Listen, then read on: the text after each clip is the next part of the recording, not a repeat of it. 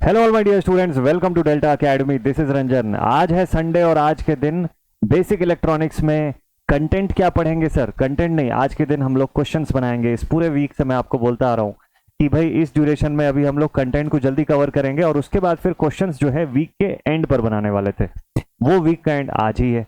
ठीक है, तो संडे स्पेशल आज पूरी क्वेश्चन सीरीज है। ध्यान से देखिएगा सेशन को, मस्त अच्छे अच्छे क्वेश्चंस लेकर के आया हूँ ऑन पीएन जंक्शन डायोड, क्योंकि इस पूरे हफ्ते यही टॉपिक हम लोगों ने पढ़ा हुआ है। तो पीएन जंक्शन डायोड का बेसिक कंस्ट्रक्शन का पोर्शन देखा, फॉर्मेशन कैसे होता है उसका, वो कैरेक्टरिस्टिक का पोर्शन जो है वो हम लोगों ने देखा हुआ है, और उसके बाद अभी अभी रिसेंटली लास्ट में उसके एप्लीकेशन के पॉइंट ऑफ व्यू से रेक्टिफायर्स को पढ़ा था। तो आज की क्लास का जो क्वेश्चन का टॉपिक होगा वो इन्हीं टॉपिक्स के अराउंड घूमेगा। ये पीएन जंक्शन के चाहे फॉर्मेशन का पोर्शन हो या कैरेक्टरिस्टिक्स का पोर्शन हो या फिर एप्लीकेशन में rectifier, PN junction diode as a rectifier. ठीक है, तो ये पूरा पोर्शन आज की क्लास का टॉपिक रहेगा। क्वेश्चन सारे इसी के अराउंड के लेकर के आया हूं मैं। एक्सपेक्टेड और इंपॉर्टेंट क्वेश्चन बहुत अच्छे अच्छे लेवल के भी है, प्लस प्रीवियस ईयर्स में आए हुए क्वेश्चंस भी हैं फ्रॉम डिफरेंट एग्जामिनेशन। तो चलिए बिना देरी किए क्लास को करते हैं शुरू। टॉपिक जो है हमारा ऑनगोइंग है पीएन जंक्शन डायोड। एमसीक्यूज बनाएंगे लगातार मस्त तरीके से, बैक टू बैक क्वेश्चंस। तो ठीक है, फर्स्ट क्वेश्चन आपके स्क्रीन पे आ चुका है, ये देखिए, this is the first question of the day. पहला क्वेश्चन है एमपी केवीवीसीएल जेई 2018 के पेपर का सवाल। ये लिखता है, if the input AC voltage is 10 volt VRMS, find the maximum voltage across the diode of a half wave rectifier with the capacitor input filter, capacitor input filter के साथ। ठीक है, चलिए भाई समझना शुरू करते हैं किस बारे में बात कर रहा है। आपको क्वेश्चन में डायोड कौन सा दिया हुआ है, रेक्टिफायर कौन सा दिया हुआ है? तो सर हाफ वेव रेक्टिफायर दिया हुआ है। कौन सा रेक्टिफायर है? It is the half wave rectifier, ये दिया हुआ है। ठीक है, विद कैपेसिटर इनपुट फिल्टर भी लगा हुआ है। अच्छा, कैपेसिटर इनपुट फिल्टर भी लगा के रखे हुए हैं। ठीक है, इनपुट वोल्टेज 10 वोल्ट है, वीआरएमएस हमको यहां पे पता है, VRMS is equal to VM by root 2 होता है। ठीक है, वीएम बाई रूट 2, ये नॉर्मली हम लोग जानते हैं एसी के कंडीशन पर। ठीक है सर, ठीक है ठीक है ठीक है। तो आपको क्या फाइंड करने को बोला हुआ है? आपको बोलता है कि find the maximum voltage, find the maximum voltage across the diode, VM, ये फाइंड करना है आपको। और क्वेश्चन में वीआरएमएस 10 वोल्ट दिया हुआ है, तो your VM will become 10 into root 2। अब रूट 2 का मतलब 1.414, so that will be equal to 14.14 volt. Option A एकदम सही है। चलिए परफेक्ट। वीएम फाइंड करने के समय ये एक्सप्रेशन आप यूज करेंगे। हालांकि हाफ वेव रेक्टिफायर रहेगा, जब वी डीसी वगैरह फाइंड करेंगे तो वीएम अपॉन 2 करके आप किस तरीके से फाइंड करते हैं वो एक्सप्रेशन हमारे पास है। ठीक है, सो एमपी केवीवीसीएल का क्वेश्चन विद इन सेकेंड्स आपका ये सवाल बनेगा। नेक्स्ट क्वेश्चन पे चलते हैं, अगला सवाल। अगला क्वेश्चन बोलता है, the maximum theoretical efficiency of an ideal half wave rectifier resistive load के साथ अगर लगा हुआ है और आइडियल डायोड अगर लगा हुआ है तो कितना है? ये डेटा मुझे लगता है कि आप सबको याद होगा, वैसे मैं कैलकुलेट करके भी आपको बता दूंगा, बट नॉर्मली ये डेटा याद रहता है हमको।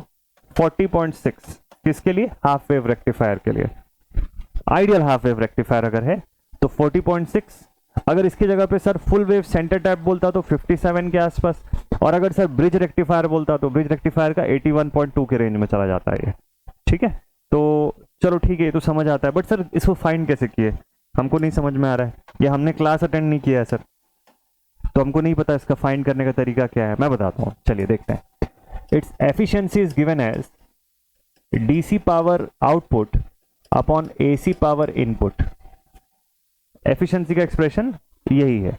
ठीक है, पीडीसी यहां पे क्या है? DC power input is given as VDC का स्क्वायर डिवाइडेड बाय आर। अब आपको इस आइडियल हाफ वेव रेक्टिफायर के लिए वीडीसी कैसे निकालेंगे वो देखना पड़ेगा। अब वीडीसी का एक्सप्रेशन क्या है? VM by pi,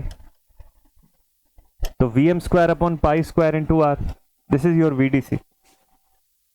VDC divided by R मतलब वीडीसी का स्क्वायर डिवाइडेड बाय आर, ये एक्सप्रेशन आ गया। वैसे ही पी एसी फाइंड कर लेते हैं। एसी पावर के लिए क्या करेंगे आप लिखेंगे वी आर एम एस का स्क्वायर डिवाइडेड बाई आर। ठीक है, power is equal to V square R से हम लोग निकाल रहे हैं, तो वी आर एम एस का square, V R M S क्या होता है यहाँ पे हाफ वेव है, इसलिए वी आर एम एस की वैल्यू वी एम बाई 2 होती है, तो V M square divided by 4 into R. ये आ गया मेरे पास पी ए सी। तो DC power AC power efficiency में पुट कर दीजिए। ये सब करना नहीं है आपको एग्जामिनेशन में, पेपर में आपको याद रखना है ये वैल्यूज, तीनों का वैल्यू मैंने बताया हुआ है, उसको याद रखिएगा क्योंकि वो फिक्स वैल्यू रहती है। ठीक है, मैं अभी आपके समझने के लिए बता रहा हूं, अगर आपने लेक्चर में नहीं देखा हुआ ये पॉइंट तो आपको यहां पे समझ में आ जाए। ठीक है, तो आप पीडीसी अपॉन पीएसी कर लीजिए, this will become VM square upon pi square R into 4r divided by VM square. ठीक है, ये दोनों कैंसिल आउट हो गया, R R cancel, this is 4 upon pi का square, that is somewhere around 0.4। तो परसेंटेज एफिशिएंसी आप देखोगे तो 40.6 के आसपास की वैल्यू आपको मिलेगी। ठीक है, 4 बाई पाई स्क्वायर का एक्सप्रेशन आता है। ठीक है, बन जाएगा आप सभी से। चलो इसको मैं ना नोट्स में ऐड करते जाता हूं, नहीं तो फिर नोट्स नहीं जनरेट होगी ना। चलो सॉल्व्ड फॉर्म में आप लोग का नोट्स जो है वो जनरेट होता जाएगा। चलिए डन। नेक्स्ट क्वेश्चन, अगला सवाल लेते हैं। क्वेश्चन बोलता है for ideal half wave rectifier, ideal half wave rectifier है, ठीक है, single diode, no centre tap, तो peak inverse voltage that the diode must withstand is how much. Centre tap नहीं है, ठीक है, और हाफ वेव है, ऑब्वियसली हाफ वेव में हमको सेंटर टैप की जरूरत नहीं पड़ती है, फुल वेव में पड़ती है, दो डायोड वाले कॉन्फ़िगरेशन में। ओके ठीक है, तो आइडियल हाफ वेव है, ठीक है। आपको बताना है पीआईवी कितना है। अच्छा पीआईवी होता क्या है सर? देखिए पीक इनवर्स वोल्टेज, एक डायोड जब रिवर्स बायस स्टेट में स्ट्रेस झेलता है, ठीक है, जब रिवर्स बायस स्टेट पर होता है तो मैक्सिमम रिवर्स बायस वोल्टेज जो वो विथस्टैंड कर सकता है बिना डैमेज हुए, इतनी मैक्सिमम वोल्टेज को वो झेल सकता है in the reverse bias state, that is known as PIV, उसी को पीआईवी बोलते हैं। तो जब भी हाफ वेव रेक्टिफायर का सीन होता है ना, its value is always VM, peak inverse voltage VM होता है, क्योंकि सेंटर टैपिंग है नहीं तो वोल्टेज डबल नहीं हो रहा है। अब यही मैं फुल वेव सेंटर टैप्ड अगर आपको पूछता, full wave centre tapped rectifier, तो इसके केस में पीआईवी कैसा हो जाता है? इसके केस में पीआईवी 2 टाइम्स ऑफ वीएम हो जाता है। और अगर ब्रिज का कंडीशन देता तो ब्रिज रेक्टिफायर, तो इसके केस में भी पीआईवी जो है वो वीएम ही रहता, यानी सिर्फ जहां पर सेंटर टैपिंग होगी सिर्फ वहीं पर 2 टाइम्स ऑफ वीएम हो जाता है, यानी कि डायोड का स्ट्रेस जो है वो दोगुना हो जाता है of the maximum input potential. ठीक है, diode stress becomes double just because of that centre tapping condition. तो इस केस का राइट आंसर है option B, VM. Next question पे चलते हैं। अगला सवाल आया हुआ है, कौन से एग्जाम का है? डीएफसीसीआईएल जूनियर एग्जीक्यूटिव एसएनटी 27 सितंबर 2021 के पेपर का क्वेश्चन। हाफ वेव रेक्टिफायर है, बोलता है इनपुट साइन वेव इसकी कितनी है? 100 साइन ओमेगा टी। ठीक है, average DC value of the output, half wave है ना, average DC V DC is equal to VM by pi. Expression लिखे अभी जस्ट हम लोग पिछले क्वेश्चन में। तो वी डीसी आपको पूछा ना, this is V DC, VM है मेरे पास 100 डिवाइडेड बाई पाई,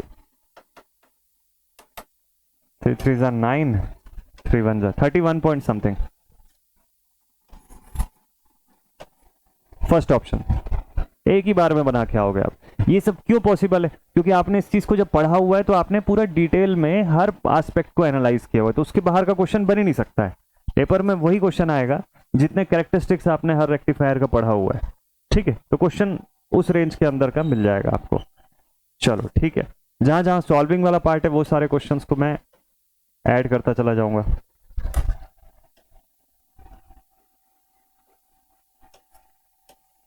चलिए ठीक है, ओके नेक्स्ट क्वेश्चन देखते हैं।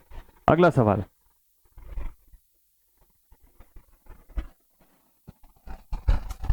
ये क्वेश्चन बहुत ही बढ़िया क्वेश्चन है। इस क्वेश्चन को आप पहले सॉल्व करके देखिए कि क्या आपको इसका आंसर मिलता है। ठीक है, बहुत बढ़िया क्वेश्चन है ये, और एक अच्छे एग्जामिनेशन का क्वेश्चन है। नाम में नहीं मेंशन कर रहा हूं बट मजा आएगा आपको सॉल्व करने में। क्वेश्चन बोलता है तो open circuit PN junction diode without any biasing is shown. ये open circuit PN junction diode है, बिना किसी बायस के आपको दिखाया हुआ है। क्या क्या दिख रहा है, इससे क्या ऑब्जर्व कर सकते हैं वो देख लेते हैं। देखिए ये ओवरऑल एक्स नॉट का रीजन है, ठीक है, और इसमें से एक रीजन पी जो डिप्लीशन वाला जो विड्थ है उसमें पी साइड का जो रीजन है वो 2 माइक्रोमीटर के रेंज का है, ठीक, 2 माइक्रोमीटर इसका रेंज बताया हुआ है, पी और एन साइड पर वैसे ही होगा, ठीक है भाई। तो ओवरऑल विड्थ जो है डिप्लीशन रीजन का वो नहीं पता है हमको, ठीक है, ये इतना जो रीजन है ये 2 माइक्रोमीटर का बता दिया और कंसंट्रेशन बता दिया, ठीक है, without any biasing. Acceptor concentration कितना है, 2 इंटू 10⁻17 है सर पर सेंटीमीटर क्यूब वॉल्यूम के फॉर्म में, और डोनर आयंस कंसंट्रेशन कितना है, 5 इंटू 10⁻16 पर सेंटीमीटर क्यूब, ठीक है। आपको पूछा डिप्लीशन रीजन का विड्थ जो है वो कितना है, और आपको एक्स नॉट जो है उसकी वैल्यू गिवन है 2 माइक्रोमीटर की। आंसर किस में पूछा है, आंसर भी माइक्रोमीटर में ही पूछा, अच्छा ठीक है, तो कन्वर्ट करने की जरूरत नहीं है, डायरेक्टली इसमें सॉल्व कर सकते हैं। अब सॉल्व कैसे करेंगे, इसका कुछ फॉर्मूला है क्या सर, हाँ बिल्कुल है, चलो पहले तो इसको ऐड कर देते हैं इस क्वेश्चन को आपके नोट्स में, फिर यही स्क्रीन पे मैं आपको बताता हूं, ठीक है। चलिए इसका सोल्यूशन देखते हैं, आराम से स्टेप बाय स्टेप समझेंगे, फिर शॉर्ट में बताऊंगा आपको कि जल्दी से कैसे फाइंड करोगे आप। फिक्स फॉर्मूला इसका क्या है, इसका फिक्स फॉर्मूला है,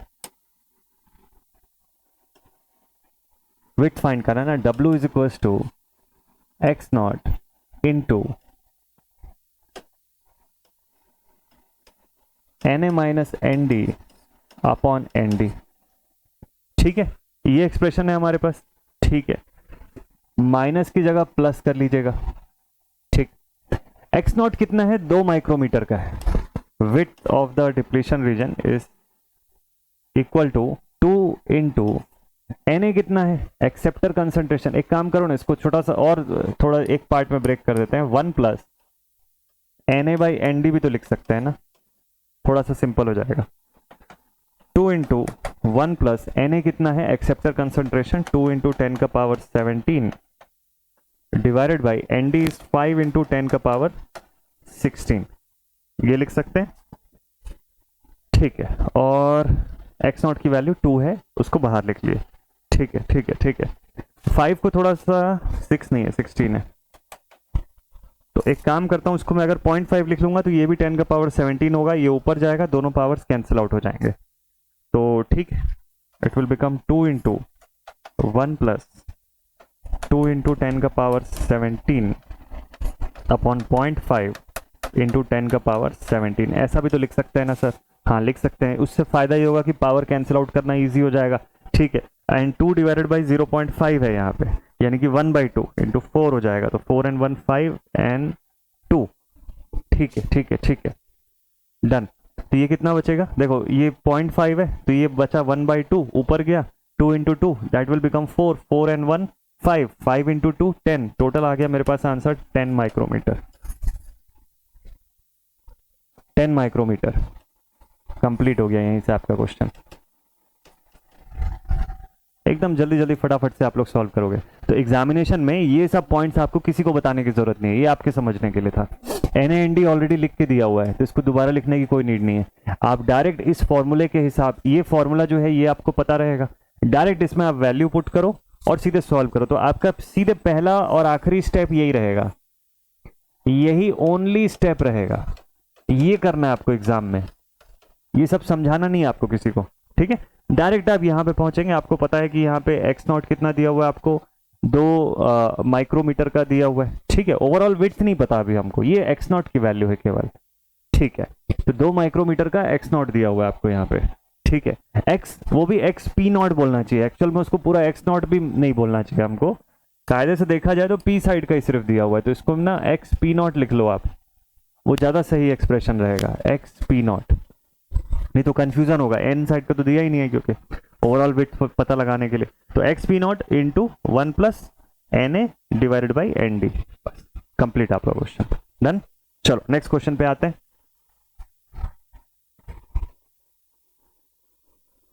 अगला सवाल question number 6, it says in a PN junction diode at equilibrium which of the following is true, PN junction diode equilibrium state, कौन सा एक्सप्रेशन सही है, पहला ऑप्शन बोलता है होल और electron diffusion current component are in the opposite direction. हम लोगों ने इसके अंदर फिनोमेना पढ़ा हुआ है डिफ्यूजन करंट का और ड्रिफ्ट करंट का। दो टाइप की करंट का एक्सप्रेशन यहाँ पे बनता है, ठीक है। बेसिक पीएन जंक्शन डायोड जिसको कोई भी टाइप की बाइसिंग नहीं दिए, सिर्फ वो एक इक्विलिब्रियम स्टेट में अगर है तो दोनों ही टाइप की करंट का कंडीशन बनता है, ठीक है। अब सपोज कर लीजिए इस तरीके से है, ये जंक्शन है, पी रीजन है, दिस इज एन रीजन, ठीक। तो हमको पता है कि पी रीजन है तो मेजॉरिटी में हमारे पास होल्स है, और एन रीजन है तो मेजॉरिटी में हमारे पास इलेक्ट्रॉन्स है, ठीक। डिफ्यूजन का सीन क्या है, डिफ्यूजन क्या कैसे होगा, रिकॉम्बिनेशन होना शुरू हो जाएगा, ठीक है। तो होल्स जो होंगे वो इलेक्ट्रॉन्स की तरफ अट्रैक्ट होंगे, इलेक्ट्रॉन्स जो है होल्स की तरफ अट्रैक्ट होना शुरू हो जाएंगे। दोनों तरफ के मेजॉरिटी चार्ज कैरियर्स जो हैं ये डिफ्यूजन कॉज करते हैं, ठीक है, जिसकी वजह से इनके वजह से एक रिकॉम्बिनेशन होना शुरू हो जाएगा जंक्शन के दोनों तरफ। रिकॉम्बिनेशन होने से हमको यहाँ पे मेजॉरिटी में इलेक्ट्रॉन्स दिखेंगे और यहाँ पे मेजॉरिटी में होल्स दिखना शुरू हो जाएंगे, ठीक है। अब ये रिकॉम्बिनेशन होने की वजह से अब हमारे पास इमोबाइल आयंस क्रिएट हो जाते हैं, ठीक है। तो इस तरफ जो है हमारे डोनर आयंस क्रिएट हो जाते हैं, इस तरफ एक्सेप्टर आयंस क्रिएट हो जाते हैं, ठीक है, और ये इमोबाइल रहते हैं। तो ये इमोबाइल है तो ये क्या करते हैं, ये एक इलेक्ट्रिक फील्ड सेटअप कर देते हैं वहां पे। उस इलेक्ट्रिक फील्ड की वजह से, उसी इलेक्ट्रिक फील्ड की मैं बात कर रहा हूं जिसको कि हम लोग बिल्ट इन पोटेंशियल भी बोलते हैं, ठीक है। आगे चल के इसके ऊपर भी क्वेश्चन है वो बनाएंगे। तो बिल्ट इन पोटेंशियल यहाँ पर क्रिएट होता है और यहाँ पर एक रीजन बन जाता है जहां पे पूरे इमोबाइल चार्ज कैरियर्स अवेलेबल होते हैं जो और फर्दर डिफ्यूजन को होने से रोक देते हैं। इसके आगे अब डिफ्यूजन नहीं होगा, ठीक है। तो ये तो हो गई बात डिफ्यूजन की। तो डिफ्यूजन के केस में आपने देखा कि P से N के डायरेक्शन में डिफ्यूजन हो रहा है और N से P के डायरेक्शन में डिफ्यूजन हो रहा है, ठीक। करंट का डायरेक्शन क्या है, ये एक्सप्रेशन समझाने के समय ही मैंने आपको बताया था कि करंट हमेशा किस डायरेक्शन में फ्लो होती है। इसके केस में देखिए करंट का डायरेक्शन ना, अगर देखो डिफ्यूजन की हम लोग बात करेंगे, करंट की डायरेक्शन हमेशा होल जिस डायरेक्शन में डिफ्यूज हो रहे हैं उस डायरेक्शन में जाएगी।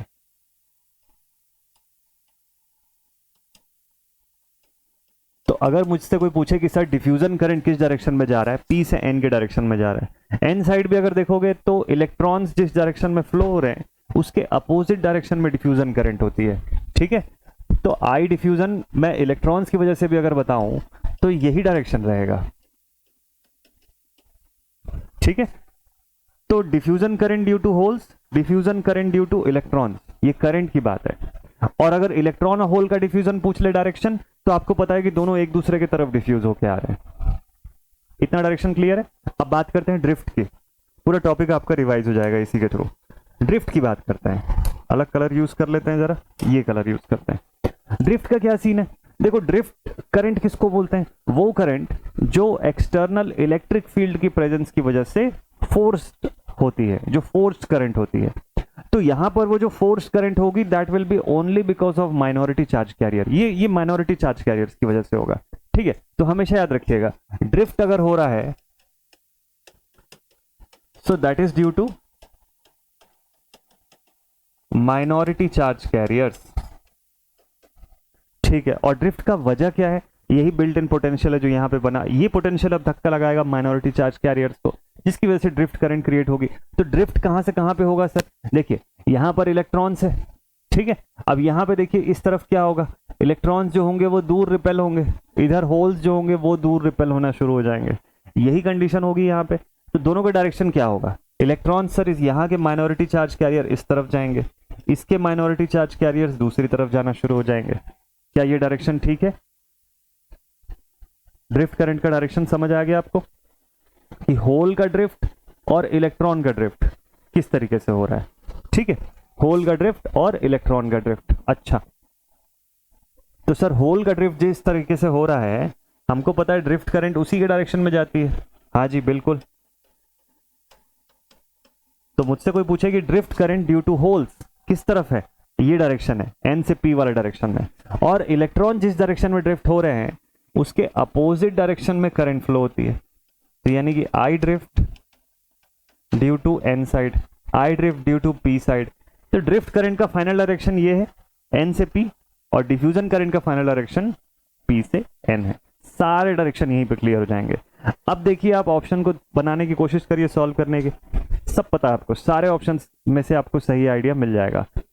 Whole and electron diffusion current components are in the opposite direction. Diffusion current component opposite direction में है।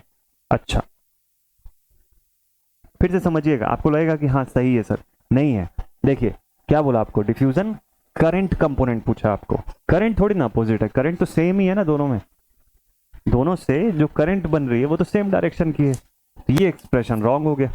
The hole and electron drift current components are in the opposite direction. देखो यहाँ पे भी इन दोनों करंट के लिए बोला अपोजिट डायरेक्शन पे, नहीं है, दोनों सेम डायरेक्शन में सर, रॉन्ग है ये भी expression. On an average hole and electron drift in opposite direction, हाँ ऐसे बोल सकते हो आप कि ऑन एन एवरेज देखा जाए तो होल्स का ड्रिफ्ट और इलेक्ट्रॉन्स का ड्रिफ्ट अलग अलग डायरेक्शन में हो रहा है। दैट इज परफेक्ट, एकदम सही बात है ये। और लास्ट ऑप्शन बोलता है on the average, on an average electrons drift and diffuse in the same direction. Electrons drift and diffuse in the same direction. देखो इलेक्ट्रॉन्स का ड्रिफ्ट इस डायरेक्शन में हो रहा है, सॉरी इस डायरेक्शन में हो रहा है, और डिफ्यूजन जो है वो अपोजिट डायरेक्शन में हो रहा है। ठीक है, इलेक्ट्रॉन्स का ड्रिफ्ट इस डायरेक्शन में, ठीक है ठीक है ठीक है, और डिफ्यूजन जो है वो दूसरे डायरेक्शन में हो रहा है। हाँ जी, दूसरे डायरेक्शन में हो रहा है, ठीक तो है, अपोजिट है दोनों का डायरेक्शन। अच्छा ये सेम लिखा है, ओके, तो इसलिए ये भी रॉन्ग है। एक ही ऑप्शन सही बचता है यहाँ पे, सी ऑप्शन। पूरा चीज क्लियर होगा अगर इस डायग्राम के थ्रू आप प्रॉपर पढ़ रहे हैं तो, ठीक है। ये आपकी कॉपी में बना हुआ है, आपने क्लास अगर अटेंड किया है तो उसमें है ये सारा चीज। डन, चलिए तो इस क्वेश्चन का right answer option C. Next question पे चलते हैं अब हम लोग, चलो स्पीड अप करते हैं थोड़ा सा। नेक्स्ट एक और क्वेश्चन आ गया। क्या क्वेश्चन है भाई? क्वेश्चन बोलता है avalanche breakdown in a semiconductor और diode occurs if. Avalanche breakdown कब होता है किसी भी डायोड या सेमीकंडक्टर में? देखिए एवलांच की कंडीशन क्या है, अगर हम लोग यहाँ पे फॉरवर्ड बायस देते हैं तो फॉरवर्ड बायस में कट इन वोल्टेज के बाद डायोड हमारा ट्रिगर अप हो जाएगा 0.3 या 0.7 इलेक्ट्रॉन वोल्ट के आसपास में, 0.3 या 0.7 वोल्ट के आसपास। और अगर रिवर्स बायस की कंडीशन में जाता हूँ तो मुझको पता है कि ये स्मॉल अमाउंट में लीकेज करंट जो है वो किसकी वजह से फ्लो हो रही है, due to minority charge carrier. ठीक है, रिवर्स सैचुरेशन करंट भी जिसको हम लोग बोलते हैं, आई नॉट से डिनोट किए थे अपने एक्सप्रेशन के समय। और after a certain value of V R B, reverse bias potential की एक सर्टन वैल्यू पर यहां पर होता है V B D, breakdown, breakdown potential इसको बोलते हैं। और ये ब्रेकडाउन जो होता है उसके बाद huge amount of current flow वहां पे होनी शुरू हो जाती है। इसी ब्रेकडाउन को हम लोग एवलांच ब्रेकडाउन बोलते हैं पीएन के कंडीशन पे, एवलांच ब्रेकडाउन। ठीक है, जेनर की कंडीशन आएगी तो जेनर ब्रेकडाउन देखेंगे यहाँ पे। ठीक है, तो एवलांच ब्रेकडाउन यहाँ पर हो रहा है, ये जनरली कितने वोल्टेज पे होता होगा सर? नॉर्मली आप समझ लो कि रिवर्स बायस में यहां तक आपका डायोड जो है वो कुछ नहीं कंडक्ट करने देगा, जस्ट माइनॉरिटी चार्ज कैरियर जो होगी यानी कि रिवर्स सैचुरेशन करंट जो होगा वो बस फ्लो होगा यहां से।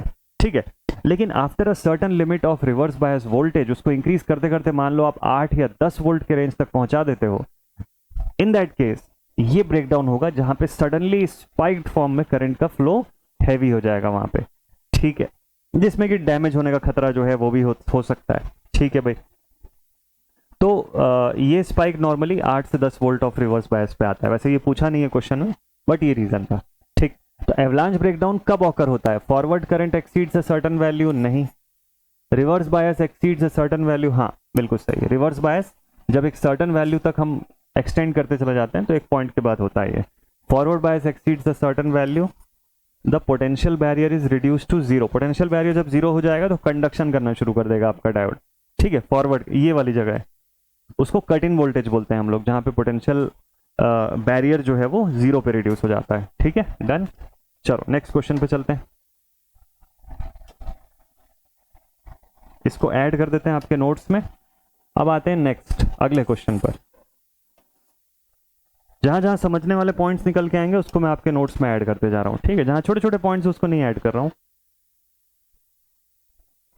चलिए क्वेश्चन नंबर 8, इस क्वेश्चन को पढ़ते हैं जल्दी से। Question says for a diode operating in the forward bias which of the following statement is incorrect. ध्यान रखिएगा, क्वेश्चन में आपको गलत स्टेटमेंट पूछा हुआ है।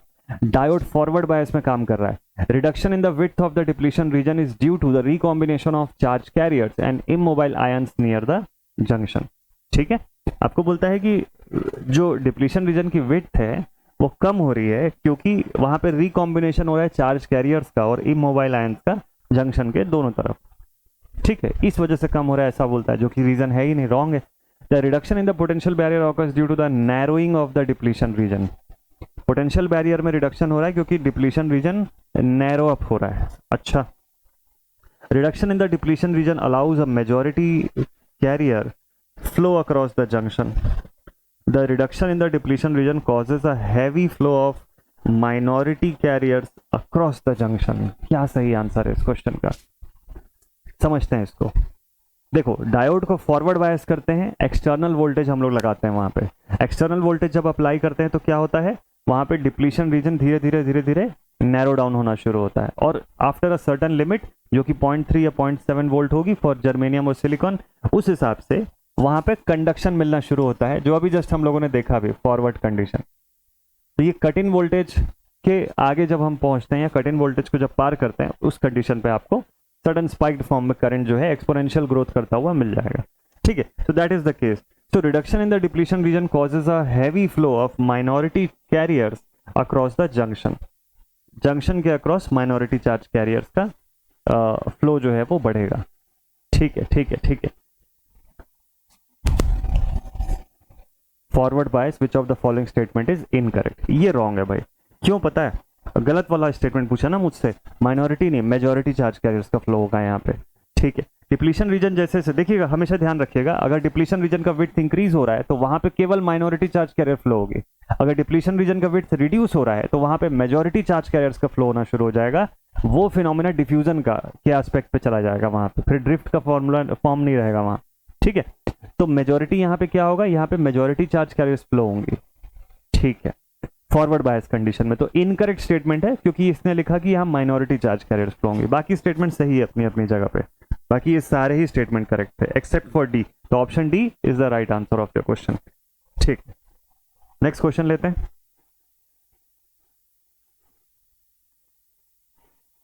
चलिए अगला क्वेश्चन आ गया आपके स्क्रीन पर। हाँ, the PN junction diode has, PN junction diode में क्या होता है, low forward and high backward resistance. Forward bias पे कम रेजिस्टेंस या लीस्ट रेजिस्टेंस और रिवर्स बायस पे हाई रेजिस्टेंस, बिल्कुल सही है। नॉन लीनियर वीआई कैरेक्टरिस्टिक, हाँ जी सर, नॉन लीनियर तो होता ही है, कहीं पर भी लीनियर नहीं दिख रहा है, ना फॉरवर्ड में ना रिवर्स में, नॉन लीनियर ही है, ठीक है। This is the forward bias region, reverse bias region, तो ये भी बात सही है इसकी। Very low forward current till the forward voltage reaches the cut in level. Cut in voltage, इससे पहले पहले तक करंट की वैल्यू लो है और उसके बाद एक्सपोनेंशियली ग्रोथ करती है करंट, ठीक। तो ये भी स्टेटमेंट बिल्कुल करेक्ट है, हाँ जी। ऑल ऑफ द अबव, हाँ ऑल ऑफ द अबव भी करेक्ट है क्योंकि सारे ही ऑप्शन सही है, ठीक है। ऑल ऑफ द अबव को टिक कर लीजिए, राइट आंसर। नेक्स्ट क्वेश्चन लेते हैं। चलिए नेक्स्ट क्वेश्चन लिखता है, silicon and germanium are most suitable for laser diode, sorry are not suitable for laser diodes because. क्यों नहीं सुटेबल होते हैं ये लोग लेजर डायोड के लिए? पहला ऑप्शन बोलता है their absorption coefficients are very high, नहीं, their emission coefficients are very low, they have direct band gap, they have indirect band gap. Direct और इनडायरेक्ट बैंड गैप का कंसेप्ट क्या है सर? देखो लेजर के लिए, लेजर का मतलब क्या हो गया, light amplification by stimulated emission of radiation, ठीक, इसी को लेजर बोलते हैं हम लोग, light amplification by stimulated emission of radiation. Stimulated emission का मतलब क्या होता है? स्टिमुलेटेड एमिशन का मतलब ये होता है कि इस बार आप चार्ज कैरियर्स को या इलेक्ट्रॉन्स को, अगर ये कंडक्शन बैंड है और ये वैलेंस बैंड है, नॉर्मली जो हम पीएन जंक्शन डायोड के केस में करते हैं कि वैलेंस पे रहते हैं हमारे इलेक्ट्रॉन्स, उसको एनर्जाइज करके सीबी पे भेजते हैं। यहाँ उल्टा करना होता है आपको, यहाँ आपके इलेक्ट्रॉन्स ऑलरेडी सीबी में प्रेजेंट है और बहुत भारी मात्रा में प्रेजेंट है, ठीक है। अब आपको रिकॉम्बिनेशन करवाना है, मतलब वीबी में होल्स अवेलेबल है और सीबी में इलेक्ट्रॉन्स अवेलेबल है। करना क्या है, एक बिल्कुल आसान तरीके से समझाने की कोशिश कर रहा हूं मैं आपको। तो इलेक्ट्रॉन्स को आपको यहां भेजना है, वापस कंडक्शन बैंड में फॉल डाउन होने देना है। अच्छा, एनर्जी स्टेट्स आप लोग पढ़े हुए हैं, आपको ये पता है कि सीबी जो है वो हायर एनर्जी स्टेट होता है एज कम्पेयर टू वीबी। तो जब हायर एनर्जी स्टेट से कोई चीज लोअर एनर्जी स्टेट में फॉल करती है तो क्या करती है?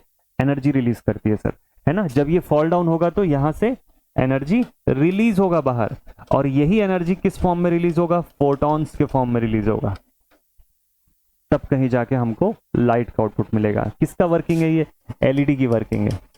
अभी इस हफ्ते यहाँ पे पहुंचे नहीं है, यहाँ पे जब पहुंच जाएंगे तो ये प्रोसेस पूरा आपको क्लियर हो जाएगा बहुत आसान वे में, ठीक है। तो इस फॉर्म में ये वर्क करता है। लेकिन एलईडीज या एलईडी बोल लो या लेजर बोल लो, इन दोनों केसेस में सिलिकॉन और जर्मेनियम को नहीं प्रेफर करते हैं हम लोग, ठीक है। रीजन क्या है? देखो, डायरेक्ट बैंड गैप का मतलब क्या हो गया कि इलेक्ट्रॉन डायरेक्टली कंडक्शन से वैलेंस बैंड में जंप कर ले, ठीक है, और फोटोन एमिट कर दे, एनर्जी लॉस मिनिमम हो जाए, उसी को बोलते हैं हम लोग डायरेक्ट बैंड गैप, ठीक। बट वो चीज सिलिकॉन एंड जर्मेनियम में नहीं होता है। Silicon and germanium possess the indirect band gap. Indirect band gap semiconductors होते हैं। ये दोनों ही जो यहां लिखे हुए हैं ना, both have indirect band gap. मैंने आपको इसके अंदर फोनॉन स्कैटरिंग का फंडामेंटल बताया था। यहां पर जब भी आपका इलेक्ट्रॉन कंडक्शन से वैलेंस की तरफ आप भेजोगे ना, रिकॉम्बिनेशन जब कराओगे वैलेंस बैंड में होल्स के साथ, तो इसमें ना आपको फोनॉन्स जो होंगे उसकी मदद की जरूरत पड़ेगी। किसकी जरूरत पड़ेगी? Assistance of फोनॉन्स। फोनॉन्स क्या है? फोनॉन्स एक तरीके का वाइब्रेशनल क्वांटम एनर्जी है। वाइब्रेशनल क्वांटम एनर्जी, समझ गए? तो ये फोनॉन्स जो होंगे ना, इनकी मदद की जरूरत पड़ेगी आपको, ठीक है। ये मोमेंटम को कंजर्व करेंगे। तो ये जो प्रोसेस होता है इसकी एफिशिएंसी बहुत कम रहती है, एमिशन भी बहुत लीस्ट होता है, तो उतना विजिबल फोटोन का एमिशन आपको नहीं मिलेगा। लाइट एमिशन हो भी सकता है बट बहुत लोअर अमाउंट की लाइट एमिशन मिलेगी आपको। इस वजह से ये दोनों को प्रेफर नहीं किया जाता है। ये पढ़ेंगे हम लोग ग्रेजुअली आगे चल के, पूरा डिटेल में बताऊंगा इसके बारे में, ठीक है। तो बट अभी फिलहाल के लिए इस क्वेश्चन के लिए आप ये जानिए कि इसका राइट आंसर होगा दे हैव इनडायरेक्ट बैंड गैप। इनका बैंड गैप इनडायरेक्ट होता है, इस वजह से इनको नहीं प्रेफर करते हैं हम लोग, ठीक है। तो ये इसका रीजन। नेक्स्ट क्वेश्चन पे चलते हैं। स्पीड थोड़ी स्लो चल रही है अपनी, अब थोड़ा सा स्पीड बढ़ाने का समय आ गया। चलिए जल्दी जल्दी से क्वेश्चन बनाने की कोशिश करते हैं अब थोड़ा सा।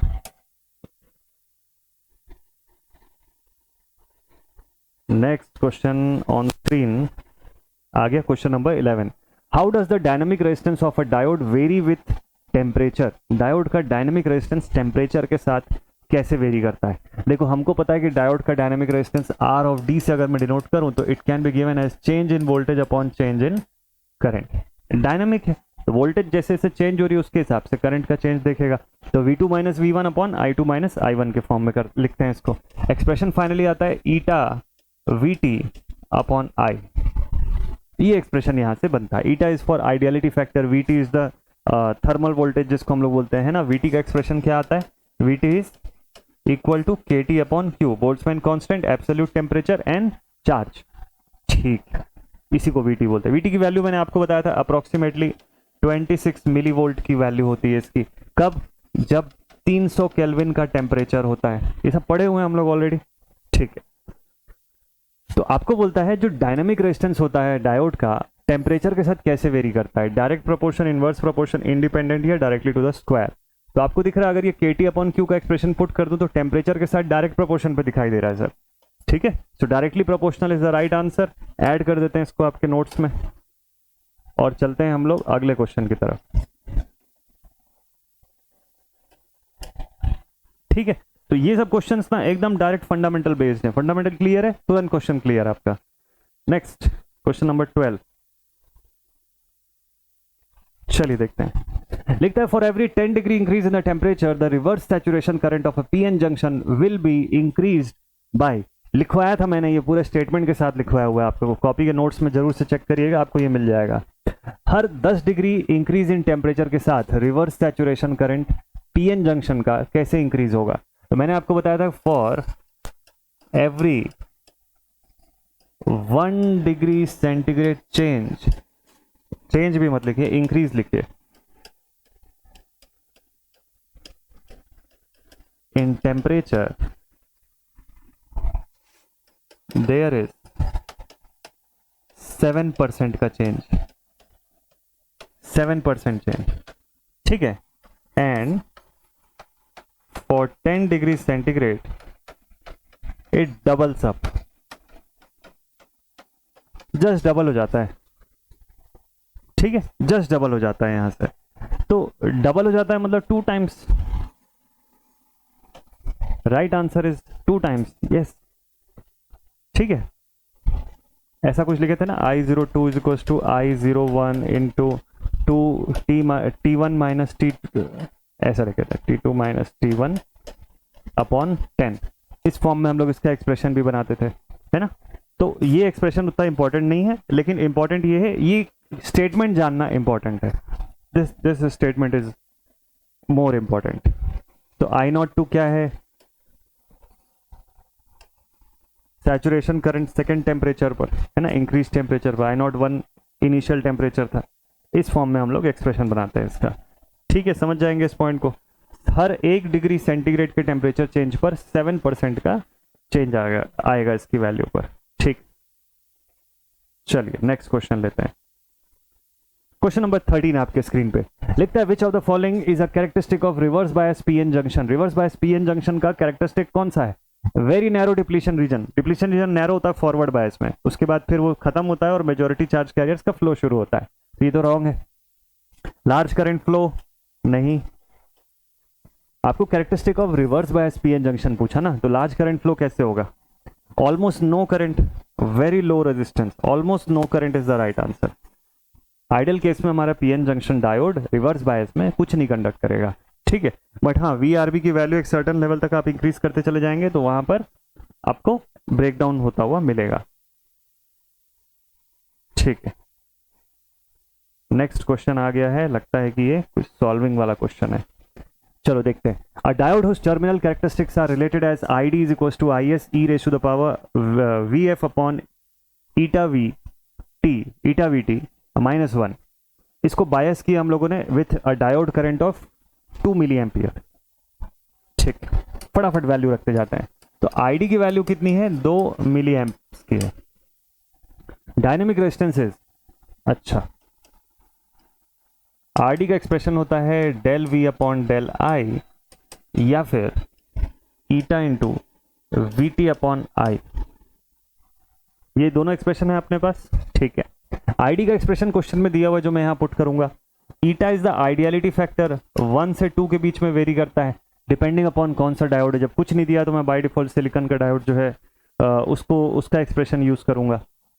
नहीं दिया हुआ है यहाँ पे, सॉरी, ईटा अज्यूम करने की जरूरत नहीं है। तो ईटा की वैल्यू 2 गिवन है ना, तो फिर अजम्पशन क्यों लेना, 2 दिया हुआ है। और VT की वैल्यू कितना दिया हुआ है? VT is equal to 25 millivolts, हाँ नियरली 26 अज्यूम करते हैं हम लोग, तो 2। तो ईटा इज 2 ये वाला into 25 millivolt divided by I is also 2 और 2 कैंसिल आउट हो गया, आंसर इज 25 ओम्स। हाँ, क्योंकि R निकाल रहे हैं इसलिए वो मिली वोल्ट चेंज हो गया, ओम्स में बन जाएगा। This is the right answer. अरे एकदम एक बार में बना लोगे आप लोग ऐसा क्वेश्चन, हाँ बस सही कंसेप्ट पता होना चाहिए, सब बन जाएगा। कैलकुलेशन पार्ट बहुत बढ़िया सिंपल था इसका। नेक्स्ट क्वेश्चन लेते हैं, अगला सवाल,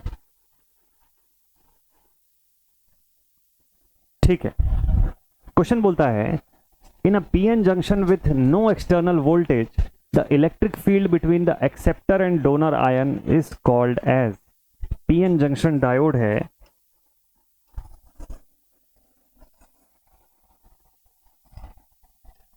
जंक्शन है, let's say this is P side, this is N side. अब पीएन जंक्शन डायोड में कोई एक्सटर्नल वोल्टेज नहीं लगा रहे हैं, इक्विलिब्रियम स्टेट पर अगर है, ठीक है। तो मेजॉरिटी चार्ज कैरियर्स हमको पता है यहाँ पे होल्स होते हैं, माइनॉरिटी चार्ज कैरियर्स में यहाँ पे क्या होते हैं? इलेक्ट्रॉन्स होते हैं, ठीक है सर, इलेक्ट्रॉन्स होंगे यहाँ पर। इसमें क्या होते हैं सर? मेजॉरिटी में इलेक्ट्रॉन्स होते हैं और माइनॉरिटी चार्ज कैरियर्स इसके साथ होल्स एसोसिएटेड होते हैं, ठीक है।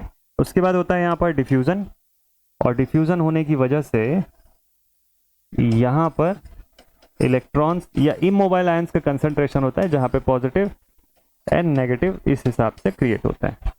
ठीक है, और ये बनता है हमारा एक पोटेंशियल बैरियर, यहां पे फॉर्म होता है पोटेंशियल बैरियर जंक्शन के अक्रॉस ओवरऑल। तो और इस पे हम लोग बिल्ट इन पोटेंशियल जो है उसको स्टडी करते हैं, VBI जिसको बोलते हैं। ठीक है, तो this region is our potential barrier.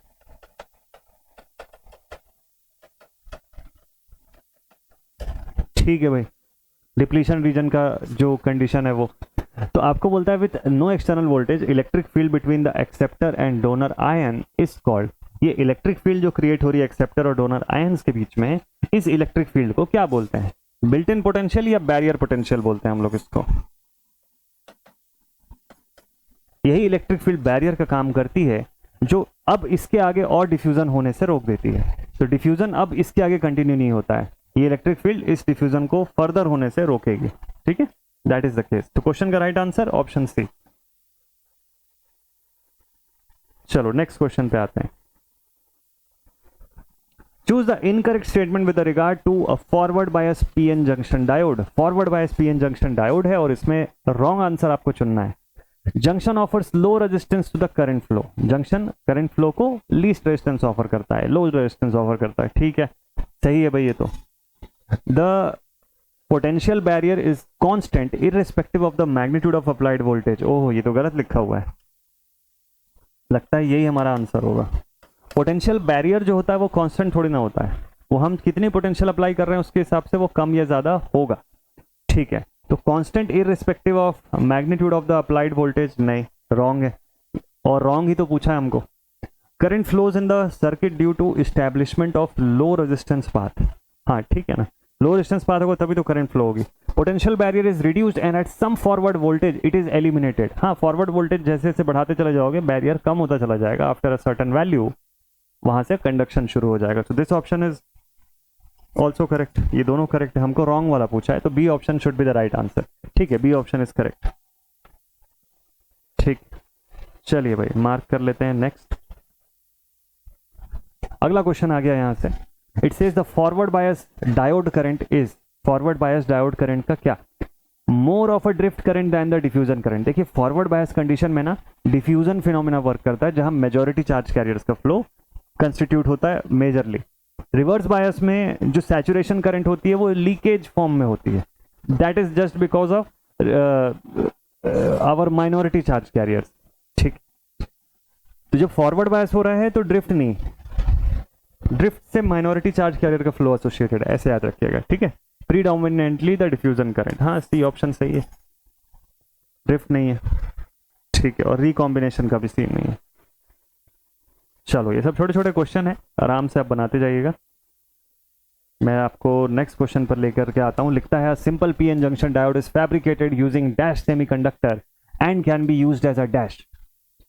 Simple PN junction diode है, कैसे फैब्रिकेट करते हैं? एक्सट्रिंसिक सेमीकंडक्टर का क्रिएशन करते हैं, इम्प्योर फॉर्म, ताकि हमारे पास एक्सेप्टर आयंस का कंसंट्रेशन एक तरफ हो जाए और दूसरी तरफ डोनर आयंस का कंसंट्रेशन हो जाए। तो वो प्योर फॉर्म में पॉसिबल नहीं है, वो इम्प्योर फॉर्म में ही पॉसिबल है। तो extrinsic should be the right answer. दो जगह एक्सट्रिंसिक लिखा हुआ है।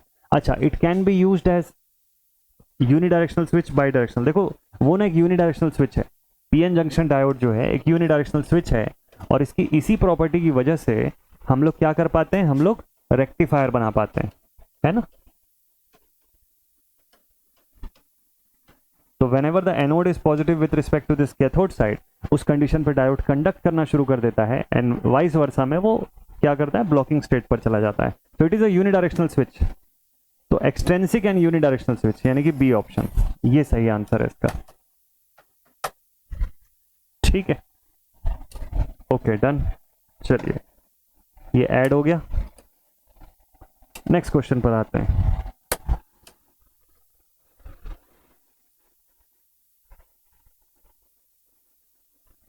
ओके, ये फिर से एक अच्छा खासा बड़ा क्वेश्चन दिखाई दे रहा है, लगता है इसको फुल फ्लेज सॉल्व करना पड़ जाएगा, करेंगे। ठीक है, देखते हैं। क्वेश्चन बोलता है an abrupt silicon PN junction consist of a P type region containing 2 × 10⁻16 per centimetre cube का acceptors and N type region containing 10 raise to the power 16 per centimetre cube के एक्सेप्टर्स इन एडिशन टू इतना donors. ये इसी type का question है ये, ठीक है, ऐसे ही सवाल पूछता है। देखो दूसरे वाले साइड में एन रीजन पे आपको एक्सेप्टर और डोनर दोनों साथ में मिला करके दिया हुआ है total. The built in potential of the junction is, अच्छा पूछा तो वही है, बिल्ट इन पोटेंशियल पूछा, इसको थोड़ी देर पहले भी सॉल्व किए थे हम लोग। तो बिल्ट इन पोटेंशियल का एक्सप्रेशन मैं आपको बता देता हूं। बिल्ट इन पोटेंशियल फाइंड करने के लिए हम लोग लिखते हैं वीटी नेचुरल लॉग, यहां थोड़ा सा लॉग का यूज करना पड़ेगा आपको, तो natural log of N A into N D upon N I का square, mass action law, upon N I का स्क्वायर, इंट्रिंसिक कैरियर कंसेंट्रेशन उसका स्क्वायर, ठीक है, डन। ये एक्सप्रेशन के लिए देखो क्या क्या आपके पास है, आपके पास एक्सेप्टर का कंसेंट्रेशन है, यानी एन ए दिया हुआ है, एन ए दिया हुआ है 2 into 10 raise to the power 16 per centimetre cube, ठीक है। एन डी कितना दिया हुआ है, इसको मत पुट कर दीजिएगा डायरेक्टली, ये तो पूरा गड़बड़ हो जाएगा यहाँ से। ये एन डी में ही थोड़ा सा गड़बड़ किया हुआ है, क्या गड़बड़ किया है सर इसने, देखो एन डी में ना आपको क्या बताया है, एन साइड में आपको एक्सेप्टर और डोनर दोनों का कंसंट्रेशन दे रखा है ओवरऑल। आपको ना फाइनल डोनर कंसंट्रेशन अगर फाइंड करना है तो कैसे फाइंड करोगे, इसमें से सब्ट्रैक्ट करना पड़ेगा, मतलब 10 raise to the power 17 minus 10 raise to the power 16, ये आएगा approximately 9 into 10 raise to the power 17 है, ये 16 है, एक कम हो गया यहाँ पे, 16 तो फिर भी बचेगा ही पर सेंटीमीटर क्यूब। ये होगा आपका डोनर कंसंट्रेशन। अब यहीं पे बहुत सारे बच्चे 10 का पावर 17 लेके बना देंगे और क्वेश्चन गलत हो जाएगा, मतलब आंसर जो है वो गलत आ जाएगा। एन डी, ये खेल है पूरा। अब तो बस बन जाएगा, नेचुरल लॉग है, बाकी सब दिया हुआ है। एन आई की वैल्यू आपको क्वेश्चन में गिवन है क्या, हाँ ये क्वेश्चन में एन आई भी दिया हुआ है। अब तो बस खाली वैल्यू पुट करना है। के टी अपॉन क्यू को कैसे यूज करेंगे, अरे ये के टी अपॉन क्यू और कुछ नहीं, वी टी ही तो दिया हुआ है, थर्मल वोल्टेज जो मैं यहाँ पे लिखा हूँ, ठीक है, डायरेक्टली पुट कर दीजिए अब यहाँ से। चलो स्क्रीन पे इसको सॉल्व कर लेते हैं। वैल्यू थोड़ा सा लग रहा है डेसिमल में आएगा यहाँ कुछ, ठीक है, तो मैं पुट करूंगा V B I is equal to V T यानी कि के टी अपॉन क्यू यानी कि नियरली 26 मिली वोल्ट्स में है, multiplied with natural log of N A N D upon N I square. N A N D कितना है, नेचुरल लॉग ऑफ 2 इंटू 10 का पावर, यहाँ थोड़ा जगह कम पड़ेगा, 2 इंटू 10 का पावर 16 इंटू एन डी यानी 9 इंटू 10 का power 16 divided by N I का square, 10 raise to the power 10 का भी स्क्वायर यानी 10 रेज़ टू द पावर 20 हो गया ये, ठीक है। समझते हैं यहाँ क्या क्या हो रहा है, 9 इंटू 2 18 हो गया, into 10 raise to the power 16 बच रहा है, 16 32 हो गया यहाँ पे, ठीक है, 18 into 10 raise to the power 32। देखते हैं V B I is 26 into natural log of 32 sorry 18 into 10 का पावर 32 डिवाइडेड बाई 10 का पावर 20, यही होगा ना, 10 का पावर 20, ठीक है। 20 को ऊपर भेज दूंगा मैं तो ये 12 बचेगा यहाँ से पावर, ओके। तो वी बी आई बन गया 26 नेचुरल लॉग ऑफ 18 इंटू 10 का पावर 12। अब इतने को सॉल्व कर लीजिए, 18 का नेचुरल लॉग हम लोग फाइंड कर लेंगे यहाँ से, अप्रोक्सीमेट वैल्यू आपको मिल जाएगी, और 26 मिली वोल्ट है ना, तो इसको भी वोल्ट में कन्वर्ट कर लीजिए, नहीं तो रॉन्ग हो जाएगा, क्योंकि अपने को क्वेश्चन में ना जो ये डेटा दिया हुआ है ये सब किस फॉर्म में दिया हुआ है, वोल्ट्स में दिया हुआ है, तो वीटी मिली वोल्ट में रहेगा तो नहीं चलेगा। 0.026 कर लीजिए इसको, तो ये हो जाएगा 26 into 10 raise to the power -3 into natural log of 18.12 sorry 18 into 10 raise to the power 12 यानी 12। तो ये आपका वी बी आई का एक्सप्रेशन आएगा, नियरली मैं बता देता हूँ, एक अप्रॉक्सीमेट वैल्यू, बाकी आप इसको कैलकुलेट कर लीजिएगा कैलसी वगैरह से भी यूज़ करके, ठीक है। लेकिन एग्जाम में कैलसी अलाउड है नहीं फर्स्ट पेपर में, तो वहाँ पर क्या करेंगे आप मैनुअली कैलकुलेट करिएगा। मैनुअली कैलकुलेट करेंगे तो 0.0026 इधर हो गया, और नेचुरल लॉग करेंगे तो 0.545 क्या, तो लगभग लगभग आप मान के चलो 0.7 के अप्रोक्स का कुछ वैल्यू मिलेगा आपको, 0.7 के आसपास का। ठीक है, क्वेश्चन में देखते हैं ऑप्शन है ऐसा, हाँ है ना, है ऑप्शन इज देयर, ये ऑप्शन है, option A, this should be the right answer, ये आपके क्वेश्चन का करेक्ट आंसर है। सीन क्या था पूरा, सिर्फ सॉल्विंग का पार्ट है जो है, ओवरऑल फॉर्मूला एक ही है, डायरेक्टली एक ही बार आप पुट करेंगे, VBI is equal to VT natural log of NaND upon NI square, बस इसमें डेटा पुट करिएगा। अब जो समय लगेगा सिर्फ सॉल्व करने में समय लगेगा आपको, बाकी कंसेप्ट ढूंढने में समय नहीं लगेगा। ठीक है, चलो नेक्स्ट क्वेश्चन पर चलते हैं। क्वेश्चन का राइट आंसर था ऑप्शन ए। अब हम लोग पहुंचते हैं इसके बाद क्वेश्चन नंबर 20 पर। ठीक है, लिखता है silicon PN junction diode in a forward conduction has a voltage drop closer to, forward construction है, वोल्टेज ड्रॉप VD पूछा है, फॉरवर्ड कंडक्शन यानी कि फॉरवर्ड बायस रीजन में वोल्टेज ड्रॉप मतलब, वोल्टेज ड्रॉप मतलब सर हमको ये पूछा कि ये कट इन वोल्टेज तक कितना का ड्रॉप होगा जब तक वो डायोड कंडक्ट नहीं कर रहा होगा। तो सिलिकॉन डायोड की कंडीशन है वेल्टेज ड्रॉप अप्रोक्सीमेटली 0.7 वोल्ट्स का मिलेगा। इसी को हम लोग एज अ VD भी यूज करते हैं। जो मैंने आपको हाफ वेव या फुल वेव रेक्टिफायर के समय जो प्रैक्टिकल कंडीशन बताया था, तो मैंने बोला था कि 2 Vm अपॉन पाई है, तो आप 2 इंटू Vm माइनस VD लिखेंगे वहां पे एक डायोड के लिए। ठीक है, तो दिस इज फॉर सिलिकॉन। और सर जर्मेनियम होता तो ये सिलिकॉन का है, ठीक है, जर्मेनियम होता तो 0.3 हो जाता फॉर जर्मेनियम। इसको याद रखिएगा, 0.3 वोल्ट एंड 0.7 वोल्ट। तो for silicon this should be the answer. इतना वोल्टेज ड्रॉप इस रेंज का होगा यहाँ पे। ठीक है, चलो नेक्स्ट क्वेश्चन पे चलते हैं। 20 सवाल बना लिया हम लोग, बहुत बढ़िया भाई। एक सेकंड, यहाँ सोल्यूशन है ना, इस सोल्यूशन के ऊपर ही कॉपी हो गया ये। चलो दूसरे पेज में कॉपी कर लेते हैं, अभी ठीक है। ठीक है, ये आपके इस क्वेश्चन का सोल्यूशन। नेक्स्ट पे आते हैं, क्वेश्चन नंबर 21। 30 क्वेश्चन बनाएंगे यार आज कम से कम।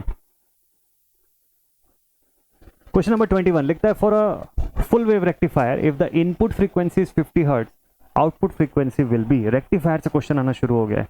फुल वेव रेक्टिफायर है, कौन सा रेक्टिफायर है? फुल वेव रेक्टिफायर है। क्या मानूं मैं इसको?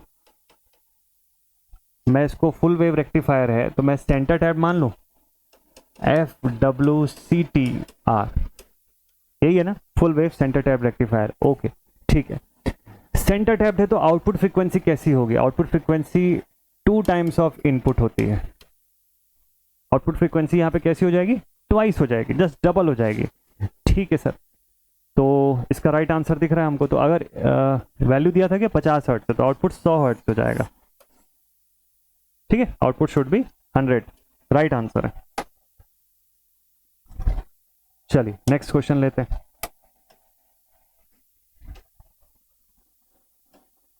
क्वेश्चन नंबर 22 लिखता है the average value of a full wave rectified voltage with a peak value of 66। सबसे पहला कौन सा है? फुल वेव रेक्टिफाइड वोल्टेज है। ठीक है, और आपको पूछा क्या है? V average. इसी को हम लोग किस नाम से पढ़ते हैं? इसी को हम लोग VDC भी बोलते हैं। अच्छा, अब आपको याद आ गया, VDC पूछा है आपको। और आपको बोलता है पीक वैल्यू गिवन है, यानी कि VM क्वेश्चन में दे रखा है पहले ही 66 वोल्ट है। What will be the value of VDC?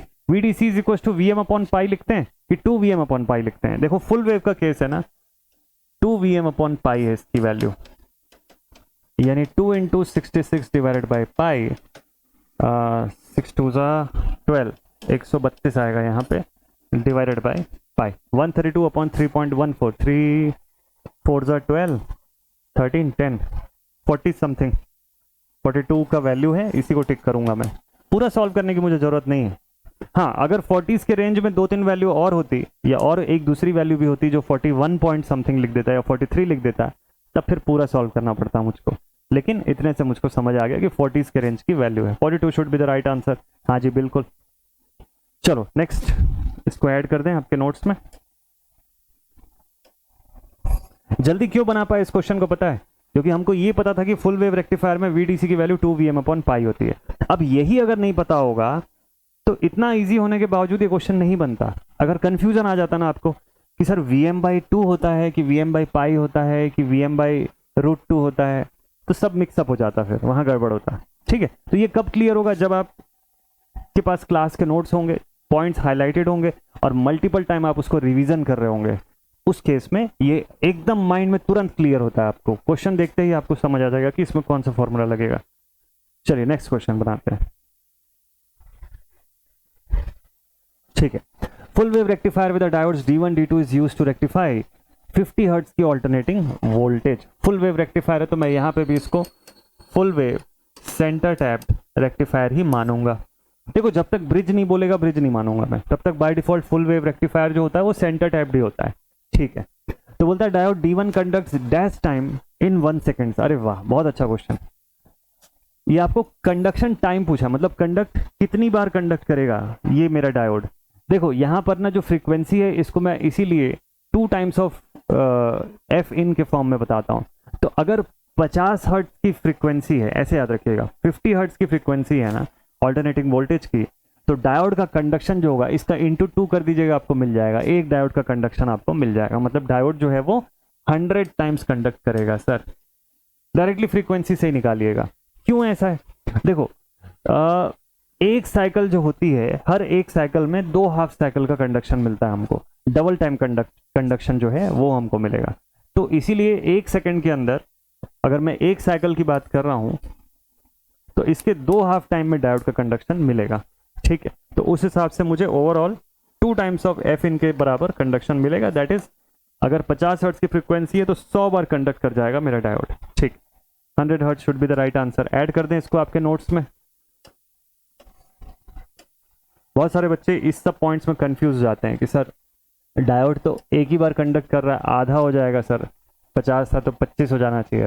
100 is the right answer, क्योंकि ओवरऑल डायोड कंडक्शन अगर हम लोग देखें तो 2Fin होने की वजह से वो डबल कंडक्ट कर रहा है, मतलब हर एक साइकिल में 2 कंडक्शन मिल रहा है हमको। ठीक है, हर एक साइकिल के अंदर, तो ओवरऑल डायोड जो होगा ट्वाइस पर साइकिल कंडक्शन देगा। ठीक है, इसीलिए डबल हुआ। ठीक है सर, चलिए नेक्स्ट क्वेश्चन बताते हैं। Ripple factor of a full wave rectifier, याद रखने वाली चीज है ये तो, है ना। चाहो तो आप कैलकुलेट कर सकते हो। Ripple factor gamma is given as under root VRMS का स्क्वायर अपॉन VDC का स्क्वायर माइनस 1। रिपल फैक्टर का एक्सप्रेशन कि भाई RMS of AC component divided by DC component. ठीक है, IDC या VDC के फॉर्म में आप लिखते हो DC कंपोनेंट और ऊपर आप लिखते हो कि RMS ऑफ AC कंपोनेंट, फिर उसको रिजॉल्व करके ये एक्सप्रेशन आता है कि RMS ऑफ AC कंपोनेंट यानी RMS of ripple of AC component, तो उसको फिर RMS से सब्ट्रैक्ट करते हो आप। तो ऐसा करके इस एक्सप्रेशन तक हम लोग पहुंचते हैं। ठीक है, ये तो हो गया। फुल वेव रेक्टिफायर है कि हाफ वेव रेक्टिफायर है? सर फुल वेव रेक्टिफायर है। फुल वेव रेक्टिफायर है तो रिपल की वैल्यू 0.48 के रेंज तक जाएगी, इसमें आप वैल्यू पुट करेंगे तो। और अगर हाफ वेव रेक्टिफायर होता तो सर हाफ वेव रेक्टिफायर के केस में 1.12 के रेंज में वैल्यू जाती। 1.12 नहीं, 1.21, सॉरी उल्टा लिखा मैंने, 1.21 के रेंज में वैल्यू जाती। ठीक है, तो ज्यादा अच्छा किसमें है सर? ज्यादा अच्छा है जितनी कम रिपल होगी उतना ज्यादा अच्छा है। रिपल क्या बताता है? रिपल ये बताता है कि आपके आउटपुट वेव में कितना ज्यादा AC कंपोनेंट अभी भी बचा हुआ है, मतलब जितना कम होगा रिपल उतनी ज्यादा प्योरेस्ट फॉर्म की DC आउटपुट आपके रेक्टिफायर से निकल के आ रही है। ठीक है, तो इसलिए ripple should be as low as possible. Full wave rectifier है तो इसका रिपल ये है। हाफ वेव रेक्टिफायर होता तो यहाँ पे ये होती रिपल की वैल्यू। ठीक है, तो 1.21 ना ये HWR का है, हाफ वेव रेक्टिफायर का, कंफ्यूज मत होइएगा। आपका राइट आंसर डी ऑप्शन पे है। ठीक है, your right answer is in option D. चलो नेक्स्ट क्वेश्चन। ठीक है, बढ़िया सा सॉल्विंग। ये क्वेश्चन बहुत ही प्यारा क्वेश्चन है यार, इसको अच्छे से समय लेके सॉल्व करिएगा आप लोग, बट इसका कंसेप्ट समझना जरूरी है। चलिए फिलहाल आप लोग इसको सॉल्व करिए, देखिए क्या आंसर आ रहा है। क्वेश्चन देख लिए। क्वेश्चन बोलता है for the circuit shown in the figure calculate the maximum output voltage VL maximum output voltage की वैल्यू आपको बताना है, और पीक टू पीक आपको 10 volt plus and plus two 10 volt minus जो है यहाँ पे दिया हुआ है एज अ इनपुट। रेक्टिफायर कौन सा है? ब्रिज जैसा दिखाई दे रहा है। अच्छा, ये ना एक्चुअल में लोड का कंडीशन है, यहाँ पर ना इंडिविजुअल आपको लोड का कंडीशन डिफाइन किया हुआ है। अब बहुत ध्यान से इसको सॉल्व करेंगे तो मजा आ जाएगा। कैसे? Calculate the maximum output voltage. ठीक, मैक्सिमम आउटपुट वोल्टेज हमको पूछा और सर्किट पहले बना लेते हैं। दो डायोड ही लगे हुए हैं यहाँ पे। यहां पर एक लोड है, यहां लोड है, और यहां पर ये 2 किलो ओम का है, सभी 2 किलो ओम्स के हैं। अब समझते हैं, देखते हैं इस सर्किट में हो क्या रहा है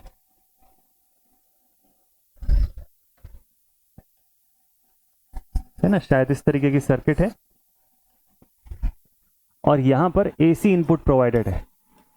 इस एसी इनपुट की खासियत यह है कि ये +10 से लेके -10 के बीच में वेरी कर रहा है वोल्ट्स। ठीक, डन। तो initially at a time positive half cycle में क्या हो रहा है, एक एक करके समझते हैं।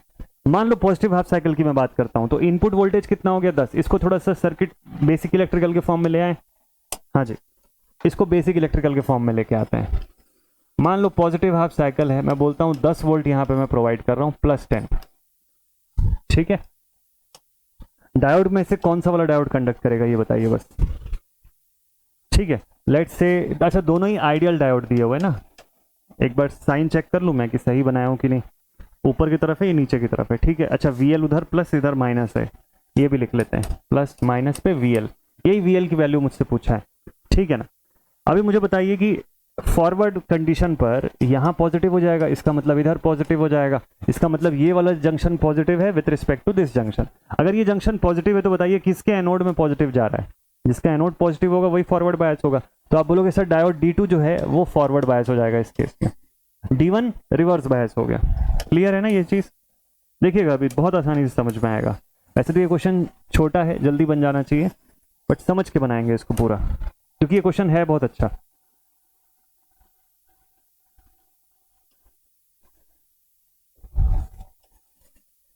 देखिए फर्स्ट केस लेते हैं पहले। तो फर्स्ट केस में सर D1 जो है ओपन हो गया, D2 डायोड कंडक्ट कर रहा है। क्लियर है ये पहला वाला केस? ठीक है, तो D1 जो है वो ओपन हो गया। अच्छा अच्छा अच्छा, ठीक है, D2 से कंडक्शन आ रहा है। अगर D2 से कंडक्शन आ रहा है तो इसको क्यों ड्रॉ करूं मैं? अरे ये तो वैसे ही कंडक्टर की तरह दिखेगा ना, मुझे शॉर्ट कर देता हूं ना सीधे। आइडियल है ना, फुल्ली कंडक्ट करेगा, कुछ छोड़ तो रहा नहीं है, पूरा कंडक्शन मिल रहा है मुझको यहां से, ऐसा कुछ। तो सर सर्किट में कैसा दिखेगा ये? देखो सर्किट में ना ये ऐसा दिखेगा। जब मैं यहां से इसकी सर्किट बनाऊंगा, देखते जाइएगा, यहां से 2 किलो ओम, इधर से 2 किलो ओम, और ये दोनों सीरीज में दिख रहा है आपको। तो इसका मतलब क्या होगा, इसकी सर्किट कुछ ऐसी दिखेगी, 2 किलो ओम। ठीक है, इसके साथ में दूसरा वाला भी 2 किलो ओम आएगा, ये वाला जो सीरीज में, और इसके एंड और इसके एंड से जुड़ा होगा एक अलग से 2 किलो ओम, यानी इसका एक तरफ का एंड ये वाला और दूसरे डायोड का एंड, इनके बीच में जुड़ा होगा 2 किलो। अब बन गया बेसिक इलेक्ट्रिकल का सर्किट। अब देखिए कैसे आसान हो जाएगा सब कुछ। तो आपको बोलता है कि बताओ इसके अक्रॉस VL वोल्टेज कितना होगा, यहां से यहां तक का। VDR से बता लोगे आप? कैसे VDR से सर? देखो ये जो इधर कनेक्टेड है ये तो अल्टीमेटली ऊपर कनेक्ट कर दो आप इसको।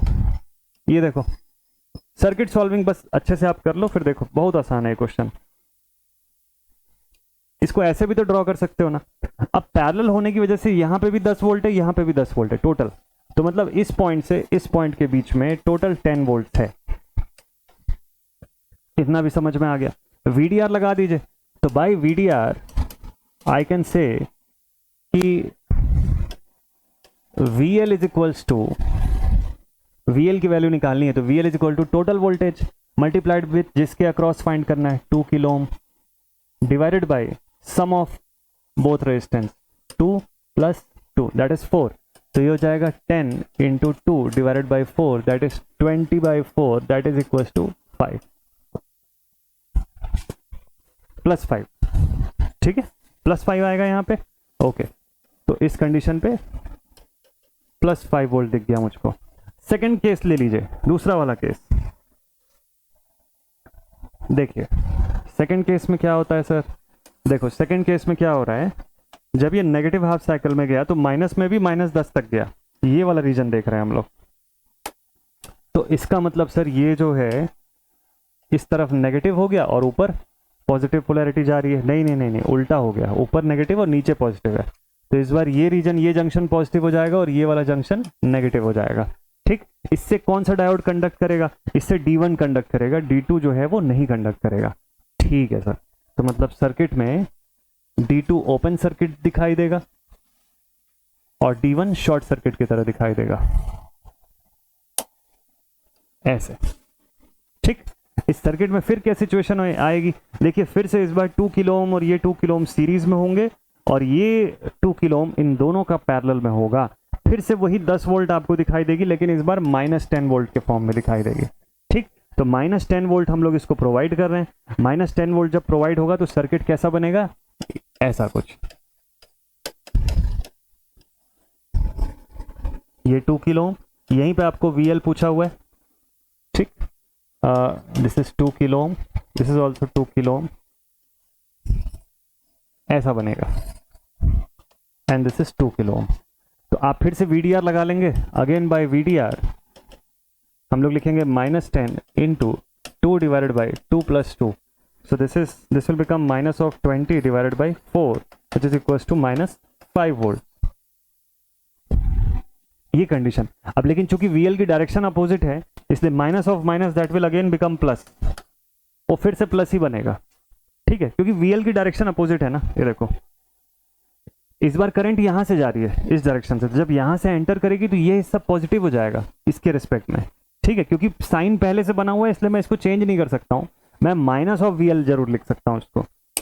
ठीक, तो इसीलिए ये ऊपर पॉजिटिव और नीचे नेगेटिव दिखाई देगा हमको, तो जिसके हिसाब से उल्टा दिखेगा और मैं इसको -VL लिखूंगा। -VL लिखने की वजह से अगेन -+ प्लस, तो जो मेरा ग्राफ बनेगा उसमें पहले +5 आया हुआ है, अभी फिर से +5 ही आएगा, -10 के लिए भी +5 ही आएगा। तो मेरा राइट आंसर क्या होगा? इतना कुछ करने के बाद राइट आंसर क्या है? Calculate the maximum output voltage VL। Output voltage 5 volt ही होगा, वो भी +5। माइनस को मत टिक करिएगा, रेक्टिफायर का आउटपुट है, माइनस कैसे चला जाएगा? प्लस ही तो रहेगा ना। लॉजिकली सोचिएगा। अब चलो कंसेप्ट से आपको बताता हूं। लॉजिकली सोचिए, रेक्टिफायर का आउटपुट माइनस तो हो नहीं सकता। रेक्टिफायर हाफ वेव होगा तो ऊपर पॉजिटिव डायरेक्शन में कंडक्ट करेगा एक साइकिल से आधी वेव, और फुल वेव होगा तो भी पॉजिटिव में ही कंडक्ट करेगा, पूरी वेव के लिए कंडक्शन देगा। ठीक है, तो माइनस वाला ऑप्शन पहले ही हट गया। अब बचा या तो पूरा 10 देगा या 5 देगा या 3.33 देगा। ठीक, राइट आंसर पे पहुंचने के लिए आप समझिए कि आपके पास एट अ टाइम कोई एक डायोड काम करेगा ना किसी एक साइकिल पे। जब एक डायोड काम करेगा, दूसरा वाला ओपन हो गया, तो उस डायोड की वजह से 2 रेजिस्टेंस सीरीज में, एक पैरेलल में। 10 वोल्ट दिया तो VDR लगा के 5 वोल्ट ही आउटपुट दिखेगा हमको। ठीक है, तो डायरेक्शन को छोड़ दीजिए, माइनस वाला तो वैसे भी नहीं होगा, लॉजिकली भी पता है हमको, तो हम क्यों सर्किट ड्रॉ करके डायरेक्शन में टाइम वेस्ट करें? कुछ नहीं सोचना है सर, डायरेक्ट इसी सर्किट से देख के आंसर बताएंगे हम लोग। हम बोलेंगे कि भैया एक ही डायोड काम कर रहा है। हाँ जी, हमारा रेक्टिफायर आउटपुट में नेगेटिव देता ही नहीं है, नेगेटिव में कोई नेगेटिव आउटपुट होती ही नहीं है रेक्टिफायर में, तो नेगेटिव आउटपुट नहीं है तो माइनस को क्यों देखूं? ठीक, VDR लगाऊंगा तो 5 आ रहा है, 5 यानी प्लस ही होगा, मुझे साइन से कोई लेना देना नहीं है वहां पे भी, प्लस मतलब plus, that should be the right answer. Clear बन जाएगा आपका ये सवाल ना। तो एग्जाम का अप्रोच अलग होता है, अभी पढ़ रहे हैं, इस पर समझने का अप्रोच डिटेल्ड वाला है। ठीक है, तो टेंशन नहीं लेना है कि इतने समय में सॉल्व होगा सर, बहुत जल्दी सॉल्व करना है आपको ये क्वेश्चन। तो ये क्वेश्चन बहुत अच्छा था, समझ के बनाने वाला सवाल था। चलिए देखते हैं नेक्स्ट क्वेश्चन नंबर 20, कौन सा है? 6 है। The transformer utilization factor of half wave rectifier TUF, transformer utilization factor जो ये बोलता है कि आउटपुट DC पावर जो आपको मिल रही है उसके लिए जो VA rating of transformer secondary as a input काम कर रहा है, तो ट्रांसफार्मर की जो सेकेंडरी वी रेटिंग थी उसका कितना प्रतिशत हिस्सा हम लोग आउटपुट में कन्वर्ट कर पा रहे हैं, ठीक है। इसकी बात करता है टी यू एफ, जिससे हमको ये पता चलता है कि ट्रांसफार्मर को कितना यूटिलाइज कर पा रहे हैं हम लोग, जो कि हाफ वेव रेक्टिफायर के केस में ओनली 28.6% होता है। Full wave rectifier centre tapped के केस में कितना होता है, अप्रोक्सीमेटली 57% के नियर बाई होता है।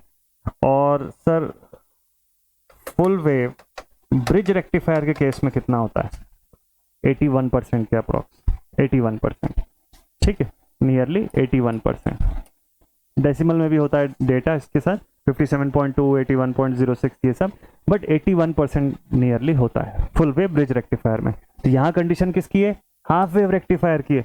हाफ वेव के केस में 0.286 should be the right answer, ठीक है। नोट्स फटाफट से, गलत पेज में आ गया ये, हाँ नेक्स्ट पेज में ऐड करना पड़ेगा। चलिए ठीक है, तो ये सब कंसेप्ट वाली चीजें, अभी इतने दिन में हम लोगों ने जितना कुछ पढ़ा ना, ये उससे ही बन रहा है सारा क्वेश्चन, कुछ एडिशनल नहीं है, इससे बाहर का कुछ नहीं है। आपने अगर प्रॉपर नोट्स बनाया हुआ है जितना मैंने बताया था, ये सारे क्वेश्चन उसके अंदर के मिले, और ये सब किसी ना किसी एग्जामिनेशन के क्वेश्चन है।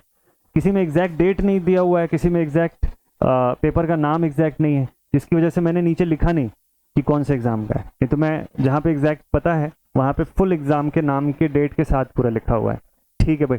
क्वेश्चन बोलता है the RMS value of half wave rectified current is 10 ampere. Half wave rectified current है, आपको बोलता है आई आरएमएस की वैल्यू कितनी है, 10 एम्पियर है, ठीक है। It's value for full wave rectification would be, अब जब फुल वेव रेक्टिफाई करेंगे तो एक काम करते हैं, ये हाफ वेव रेक्टिफायर के लिए था ना, हाफ वेव के लिए था, तो एक काम करते हैं ना, आई एम निकाल लेते हैं, आई एम तो दोनों जगह सेम हो जाएगा, ठीक है। तो R M S half wave के केस में कैसा होता था, हाफ वेव में आई आर एम एस होता था I M by root two, नहीं आई एम बाई 2 होता था सर, इसका रीजन बताया था मैंने पूरा। अच्छा तो एक काम करते हैं, आई आर एम एस दिया हुआ है 10 इंटू 2 कर लो, अपने आप आई एम मिल जाएगा, यानी कि 20 एम्पियर। अब अगर इसी 20 एम्पियर वाले आई एम को मैं फुल वेव रेक्टिफिकेशन करता हूं, तो मुझको बताना है कि आरएमएस वैल्यू जो है, हाँ RMS value full wave rectification के लिए कितना होगा फॉर फुल वेव रेक्टिफायर। अब आई आर एम एस कैसे लिखता हूं मैं, it is given as I M by root 2, full wave में आई एम बाई रूट 2 होता है पूरा। अच्छा तो आई एम कितना है, 20 डिवाइडेड बाई रूट 2 कर लूंगा, तो ये अप्रोक्सीमेटली 14.14 के आसपास एम्प्स में आंसर देगा, 14.14 ampere. Option B is the right answer, ठीक है ना, डन। तो हाफ वेव से फुल वेव वाला कन्वर्जन था इस क्वेश्चन में जो हम लोगों ने किया। चलिए इस नोट्स को ऐड कर देते हैं, ये कहां पे ऐड हो गया भाई,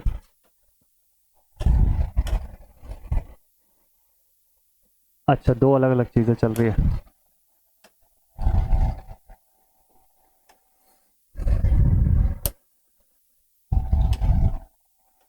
ठीक है। और इसको थोड़ा सा इंक्रीज कर देते हैं ताकि विजिबिलिटी आपको इसमें प्रॉपर मिल जाए, ठीक है, ओके अब ठीक, चलो डन। नेक्स्ट क्वेश्चन पे आते हैं, क्वेश्चन नंबर 28, थ्योरेटिकल क्वेश्चन दिख रहा है ये तो। लिखता है in an ideal half wave rectifier with zero mean sine wave input, output का क्या होगा, zero mean sine wave input है, जीरो, ठीक है, आउटपुट क्या होगा, आइडियल हाफ वेव रेक्टिफायर है, तो non zero during only 1/2 cycle of the input, हाँ बिल्कुल सही है, नॉन जीरो एक ही हाफ साइकिल ऑफ इनपुट पे रहेगा, नॉन जीरो वैल्यू, दूसरे हाफ के लिए तो जीरो हो जाएगा ना, 0 से पाई के लिए आपको रेक्टिफायर का आउटपुट मिलेगा, पाई से 2 पाई का क्या, यहां कुछ नहीं मिलेगा, ठीक है। तो हाफ वेव रेक्टिफायर है, इसलिए यही कंडीशन सही है, इसका मतलब पहला ऑप्शन ही सही दिया हुआ है। दूसरा बोलता है non zero during both the half cycle of the input, यानी दोनों जगह पे ये कंडक्ट करेगा, ऐसा बोल रहा है, वो फुल वेव में होता है, इसमें नहीं होता है, रॉन्ग है। Clipped form of input during both the half cycles and clamped form of input या out input during both the half cycle. Clipper और क्लैम्पर जब मैं आपको पढ़ाऊंगा तब इसका कंसेप्ट डिटेल में बताऊंगा, इसी वीक पढ़ेंगे, इस वीक पूरा पीएन जंक्शन डायोड कंप्लीट हो जाने वाला है, ठीक है, done. Option A is the right answer. चलो इसको भी ऐड कर देते हैं आपके नोट्स में। ठीक, नेक्स्ट क्वेश्चन, क्वेश्चन नंबर 29 पे पहुंचते हैं अब हम लोग। कंप्लीट पूरा सॉल्विंग क्वेश्चन है। ओह, काफी बड़ा क्वेश्चन है ये तो, गेट वाला कंडीशन का क्वेश्चन है। होता क्या है, जब आप एसएससी जैसे एग्जामिनेशन दिलाते हैं तो एसएससी या आरआरबी इस तरीके के एग्जामिनेशन या एनएचपीसी जैसे आया हुआ है, इस टाइप के एग्जामिनेशन जब दिलाते हैं ना, तो वहाँ पे पूरे पेपर के अंदर डिफिकल्टी लेवल के हिसाब से 3 पार्ट में क्वेश्चन बटे होते हैं। बहुत थोड़े से अमाउंट के क्वेश्चन जो बहुत अच्छे डिफिकल्ट लेवल के होते हैं। ठीक है, ये क्वेश्चन मेरिट लिस्ट क्रिएट करवाने के काम आते हैं। मेरिटोरियस स्टूडेंट जो होता है वो उसको सॉल्व कर लेगा, उसको बना के आएगा वहां पे। कुछ क्वेश्चन जो होता है वो बहुत डिफिकल्ट होता है, और उसको ऐसे सवालों को समय अगर कम है तो छोड़ के आना ही समझदारी है। लेकिन कुछ क्वेश्चन की डिफिकल्टी ऐसी होती है जिसको अटेम्प्ट किया जा सकता है, जो आपके स्कोर को बहुत आगे लेके जाएगा और बच्चों की तुलना में। जो दूसरे बच्चे उसको छोड़ देंगे वहां पे, वहां आप उसको बना के आओगे ना, तो आपको वो एज प्रोवाइड करेगा। ये सब क्वेश्चन वैसे ही होते हैं। कंसेप्ट इजी है, कोई बहुत खतरनाक कंसेप्ट नहीं है इसके अंदर, आसानी से बनेगा। बस ये है कि आपको देख करके लगेगा कि अरे बाप रे, इतना बड़ा क्वेश्चन आ गया। देखते हैं, साइनोसॉइडल वोल्टेज है जिसकी एम्पलीट्यूड गिवन है आपको। एम्पलीट्यूड गिवन है मतलब वीएम दिया हुआ है आपको, एंड द फ्रीक्वेंसी इज इतना। Applied to a half wave rectifier using PN junction diode, कोई भी फिल्टर नहीं यूज हुआ है, no filter is use, and the load resistor is इतना। लोड पर 1000 ओम का रेजिस्टेंस दिया हुआ है, आरएल की वैल्यू है 1000।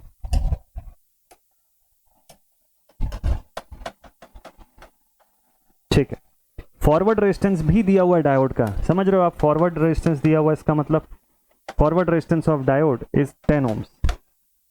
मतलब ये कि जब आप ओवरऑल कंसिडर करोगे, जब आप इनपुट सेकेंडरी ट्रांसफार्मर के बाद जब देखोगे कि सेकेंडरी ट्रांसफार्मर किसको फीड कर रहा है, तो वहां पे ये दोनों दिखाई देंगे एक साथ। और जब केवल आउटपुट की बारी आएगी तो केवल आउटपुट में आपको लोड रेजिस्टेंस को कंसिडर करना है। ये 2 एस्पेक्ट अगर समझ गए तो आपका ये क्वेश्चन बिल्कुल आसानी से बनेगा विदाउट एनी मिस्टेक। पूरा डिटेल में बताने जा रहा हूं, ठीक है, ध्यान से देखिएगा। चलिए पहले तो इस क्वेश्चन को लेके चलते हैं हम लोग अपने ऑपरेशन थिएटर पर। अब सॉल्व करते हैं।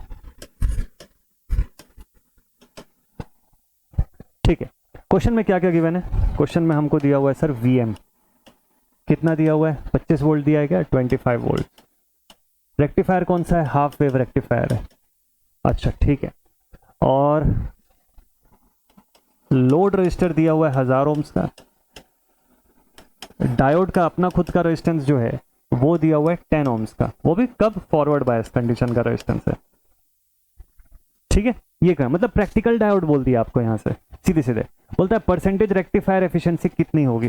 देखो परसेंटेज एफिशिएंसी निकालना तो हम सबको पता है, percentage efficiency is DC power output upon AC power input. AC power input जो हम इसको प्रोवाइड किए हैं। ठीक है, पीडीसी फाइंड कैसे करेंगे हम लोग?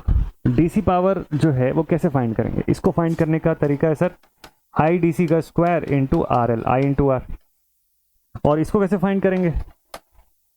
आई आर एम एस का स्क्वायर इंटू आर।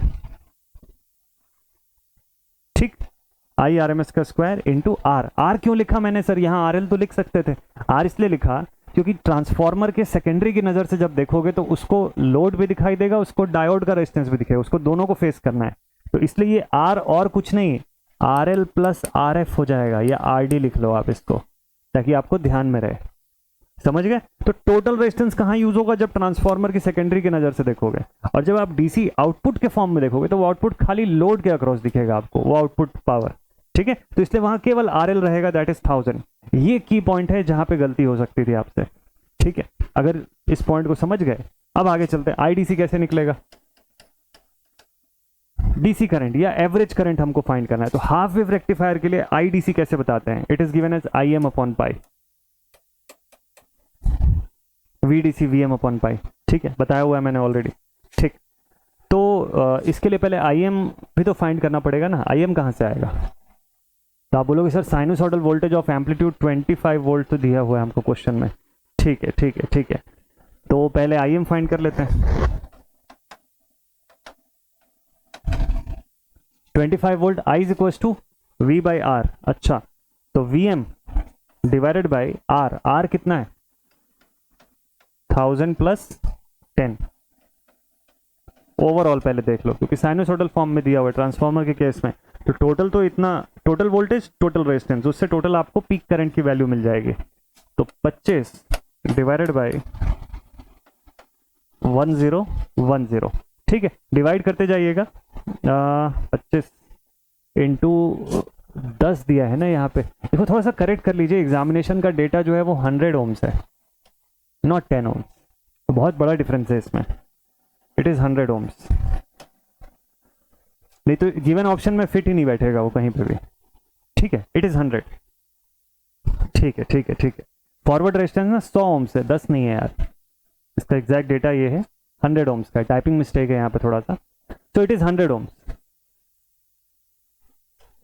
अच्छा अभी ठीक है, दिस इज 100, और कहाँ कहाँ पे चेंज करना है, यहाँ तो चेंज कर लिए, ठीक, तो 1100 हो जाएगा ये, this value will be 25 divided by 1100, है ना। तो इससे आई एम की वैल्यू कितनी मिलेगी आपको, इससे आई एम की वैल्यू मिलेगी 25 डिवाइड बाई 1000 होता तो 0.4, ठीक है ठीक है ठीक है, 0.25 के अप्रोक्स, 0.24, मतलब 24.7 के अप्रोक्स मिली एम्पियर मान लो इसको, मतलब मिली एम्पियर में कन्वर्ट करके लिख लो आप इसको, 24.775 के अप्रोक्स रहेगी, हाँ 1/3 है ना, हाँ ठीक है ना, 24.75 कर लो इसको, ये आई एम की वैल्यू आ गई। अब इसके यूज से आप आई डी सी फाइंड कर लो, I D C is equal to I M upon pi, मतलब 24.75 डिवाइडेड बाई पाई, यानी 3.14, 3 8 जा 24, मतलब 7 से हो जाएगा डिवाइड, है ना। तो आई डी सी कितना आ जाएगा आपका, आई डी सी आ जाएगा 7.8 मिली एम्प्स के रेंज में आएगा अप्रोक्सीमेटली, 7.8, ये सब मैं अप्रोक्सीमेट डेटा लिख रहा हूँ, ठीक है, इसको आप कैलसी से एग्जैक्ट भी कैलकुलेट कर सकते हैं। मेन इंपॉर्टेंट यहाँ पे ये है कि आपको इस क्वेश्चन को सॉल्व करने का तरीका समझ में आ जाएगी, कैसे अप्रोच करना है आपको, ठीक है। देखो हम लोग ना रिवर्स ऑर्डर में चल रहे हैं, ये एंड रिजल्ट इस फॉर्मूले से आना है आपका, इसके लिए क्या लगेगा उसको हम लोग निकालते जा रहे हैं एक एक करके, तो उल्टा चल रहे हैं हम लोग, रिवर्स इंजीनियरिंग जिसको बोलते हैं। तो पीडीसी निकालने के लिए ये दो चीज चाहिए, आरएल मेरे क्वेश्चन में दिया हुआ ऑलरेडी, आईडीसी नहीं दिया हुआ है, तो आईडीसी फाइंड करने के लिए क्या चाहिए, आई M by pi, I am जो है वो निकालने के लिए क्या चाहिए, तो वी एम अपॉन आर चाहिए, वी एम था 25, आर टोटल था 1100, ठीक है, आई एम आ गया, अब उसको मैंने इसमें पुट कर दिया, तो I M by pi, IDC मिल गया, आईडीसी हो गया तो आईडीसी का स्क्वायर इंटू आर करूंगा तो मुझको पीडीसी मिल जाएगा। तो नेक्स्ट स्टेप क्या होना चाहिए, डीसी पावर आउटपुट जो है वो फाइंड कर लूंगा, आईडीसी का स्क्वायर इंटू आरएल, 1000 करूंगा तो मिली एम्पियर से मिली हट जाएगा, सीधे एम्पियर्स जो है वो बच सकता है यहाँ पे, ठीक है। और मिली में लिखना है तो मिली में आप डायरेक्टली लिख सकते हो इसको यहाँ से, ठीक है ठीक है ठीक है, डन। तो आईडीसी का रेंज मिल गया, पीडीसी कितना आ गया यहाँ पे, तो -3, इसका स्क्वायर कर लेते हैं, 7 7 जा, ये हो गया 7 8 56, ठीक, ये लगभग 61, नियरली लिख देता हूं मैं, नियरली 61 वॉट्स के आसपास इसकी वैल्यू मुझको मिलेगी, 61.89 या 9 के आसपास मिली वॉट्स में अगर कन्वर्ट करो तो, हाँ वही 62 मान लो यार इसको, let it be nearly 62,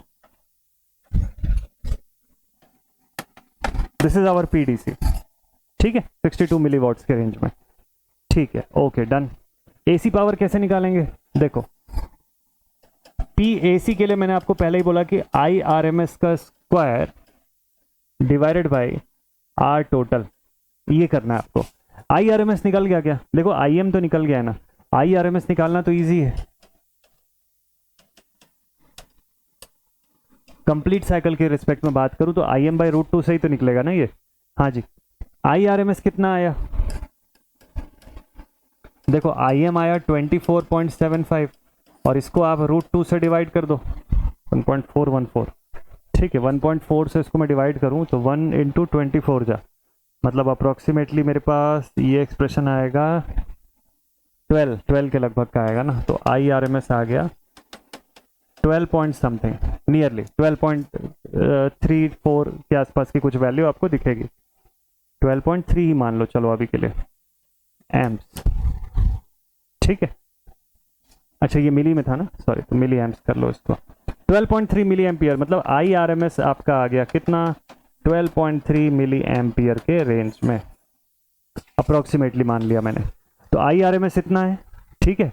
PDC क्या करोगे, IRMS का square, sorry PAC, AC power input जो है वो है IRMS का स्क्वायर डिवाइडेड बाय √2, ठीक है, डिवाइडेड बाय √2। तो ये डिवाइड बाय 2 हो गया, सीधे सीधे 12 ही आ जाता ना डायरेक्टली। ठीक है, ठीक।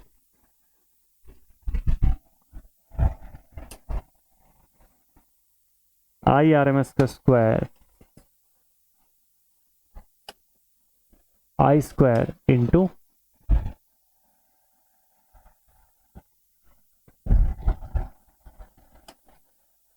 Resistance into resistance. हाँ जी, अभी ठीक है। तो IRMS का स्क्वायर क्या हो गया, IRMS है 12.3 का स्क्वायर इंटू रेजिस्टेंस कितना है 1000 प्लस 100 यानी 1100। इस बार ध्यान दीजिएगा टोटल रेजिस्टेंस, क्योंकि AC पावर के रिस्पेक्ट में आप फाइंड कर रहे हो।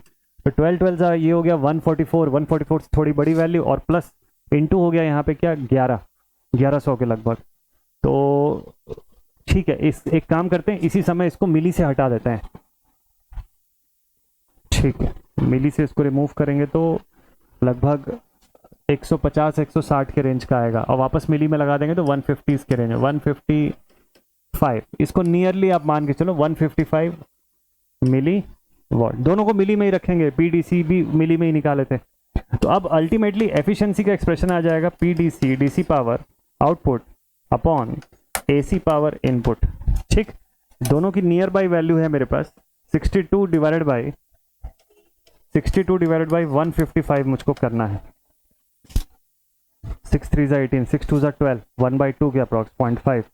तो 0.5 से छोटी वैल्यू, 50 से नीचे की वैल्यू, क्या क्या ऑप्शन है मेरे पास, 0.5 से जस्ट थोड़ी छोटी वैल्यू ना 40 है।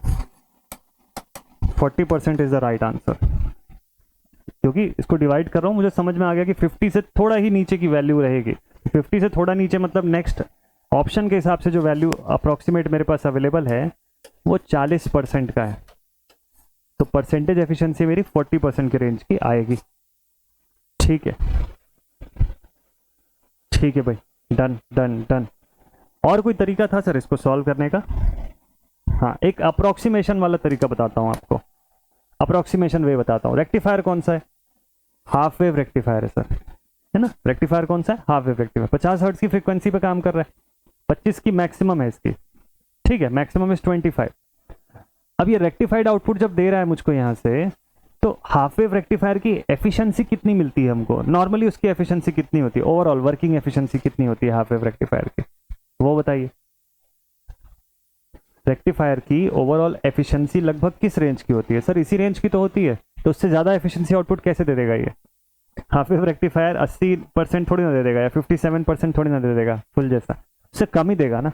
तो ऑब्वियसली लॉजिकली भी अगर आप सॉल्व करोगे तो आप इसको यहाँ तक पहुँच सकते हो, लेकिन हाँ उसमें फिर एक्यूरेसी इशू होगा। हो सकता है सर 30 भी तो हो सकता है ऐसे में, या 20 भी तो हो सकता है ऐसे में, हाँ पॉसिबल है। इसी के लिए पूरा सोल्यूशन जो है वो बनाना जरूरी है। बड़ा क्वेश्चन था, नॉर्मली एसएससी जेईई के पेपर 2 में आते हैं इस तरीके के क्वेश्चन, पेपर 1 में बहुत कम देखने को मिलेगा, बट हो सकता है कि रेयरली आपको ऐसा कोई बड़ा क्वेश्चन दे दे, तो आप इसको ऑप्ट कर सकते हैं, ठीक है। चलिए एक लास्ट क्वेश्चन और, फिर आज का सेशन जो है वाइंड अप करेंगे। ये भी बड़ा क्वेश्चन जैसा कुछ दिखाई दे रहा है। Last question of the day, question बोलता है in a full wave rectifier using 2 ideal diodes VDC and VM are the DC and peak values of the voltage respectively across a resistive load. अगर PIV peak inverse voltage है उस diode का, then the approximate relation for this rectifier are. इस rectifier के लिए कौन सा relation सही है? VDC VM/π और PIV 2VM होता है। एक एक करके समझते हैं इसको। क्वेश्चन बोलता है फुल वेव रेक्टिफायर है, तो मतलब मैं समझूंगा full wave centre tap rectifier है।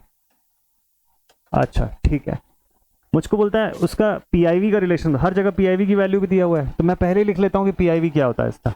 पीक इनवर्स वोल्टेज होता है, अगर सेंटर टैप्ड है तो 2 टाइम्स ऑफ VM होता है, twice of VM। Diode stress जो होता है वो 2 times of maximum input voltage के लेवल का होता है, ठीक है। तो PIV 2VM है, ऐसा कहाँ लिखा है? 2 जगह लिखा है। ऑप्शन ए में लिखा है, ऑप्शन बी में लिखा है, दोनों जगह लिखा है PIV की वैल्यू 2Vm है। बाकी दोनों ऑप्शन ही गलत है फिर तो, मतलब सी और डी तो पहले ही रॉन्ग है।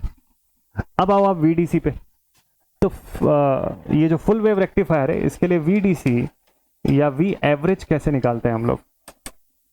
DC वोल्टेज या एवरेज वोल्टेज हम लोग TUF के लिए भी फाइंड करते हैं, एफिशिएंसी निकालने के समय भी फाइंड करते हैं। इसका क्या तरीका होता है? VDC it is given as 2 times of Vm upon pi, 2 Vm upon pi. Relation मिल गया, बी ऑप्शन मैच हो रहा है इससे, 2 Vm अपॉन पाई यहां तक। So option B is the right answer. ठीक है, समझ जाएंगे। तो ऐसा स्टेप बाय स्टेप भी आप अलग कर सकते हैं। 50% राइट आंसर आपको मिल गया PIV से, बचा हुआ आपको VDC का जो अगर फॉर्मूला याद है तो उससे आप डायरेक्टली बना सकते हैं। ठीक है, इस आंसर को भी ऐड कर देते हैं। अच्छा, वैसे तो ये लास्ट क्वेश्चन था आज के सेशन का। So this was it. ये नोट्स जो है ये साथ ही साथ मैं अपलोड कर दूंगा। तो आज के क्वेश्चंस, अच्छे अच्छे क्वेश्चंस रखने की कोशिश किया था मैंने। आपको ये क्वेश्चंस कैसे लगे जरूर से बताइएगा, और आपके एग्जाम के पॉइंट ऑफ व्यू से ही ध्यान में रखते हुए इन पर्टिकुलर क्वेश्चंस को इंक्लूड किया था। देखिए, आसान आसान क्वेश्चन में आपको मेरी जरूरत नहीं है, वो आप खुद से बना सकते हैं। एकदम इजी 1 लाइनर वाले क्वेश्चंस जो है ना, वो आप खुद से बना लेंगे। बहुत इजी क्वेश्चंस रहते हैं, पूरे कंसेप्ट के ऊपर बेस्ड। आज के जितने भी क्वेश्चंस थे उसमें से जहां पे आपको डिफिकल्टी आ सकती है, जहां आप फंस सकते हैं, वैसे क्वेश्चन लाने की मैंने आज कोशिश किया हुआ है। आने वाले सेशंस में और इस तरीके के क्वेश्चंस आपको देखने को मिलेंगे। कल यानी कि मंडे के ऑनवर्ड्स वापस से कंटेंट आपका चलता रहेगा बेसिक इलेक्ट्रॉनिक्स का। इस पूरे हफ्ते में जितना कुछ पढ़े थे उसके क्वेश्चंस नहीं बना पा रहे थे, इसलिए आज संडे को ये MCQ सेशन आपके लिए प्लान किया गया। तो कैसा लगा जरूर से बताइएगा। मिलते हैं आप सभी से नेक्स्ट सेशन में। कंटिन्यूअस फॉर्म में बेसिक इलेक्ट्रॉनिक्स के वीडियो आपके लिए आते रहेंगे। So take care all my dear students and keep watching this sessions. तब तक के लिए थैंक यू वेरी मच। जय हिंद।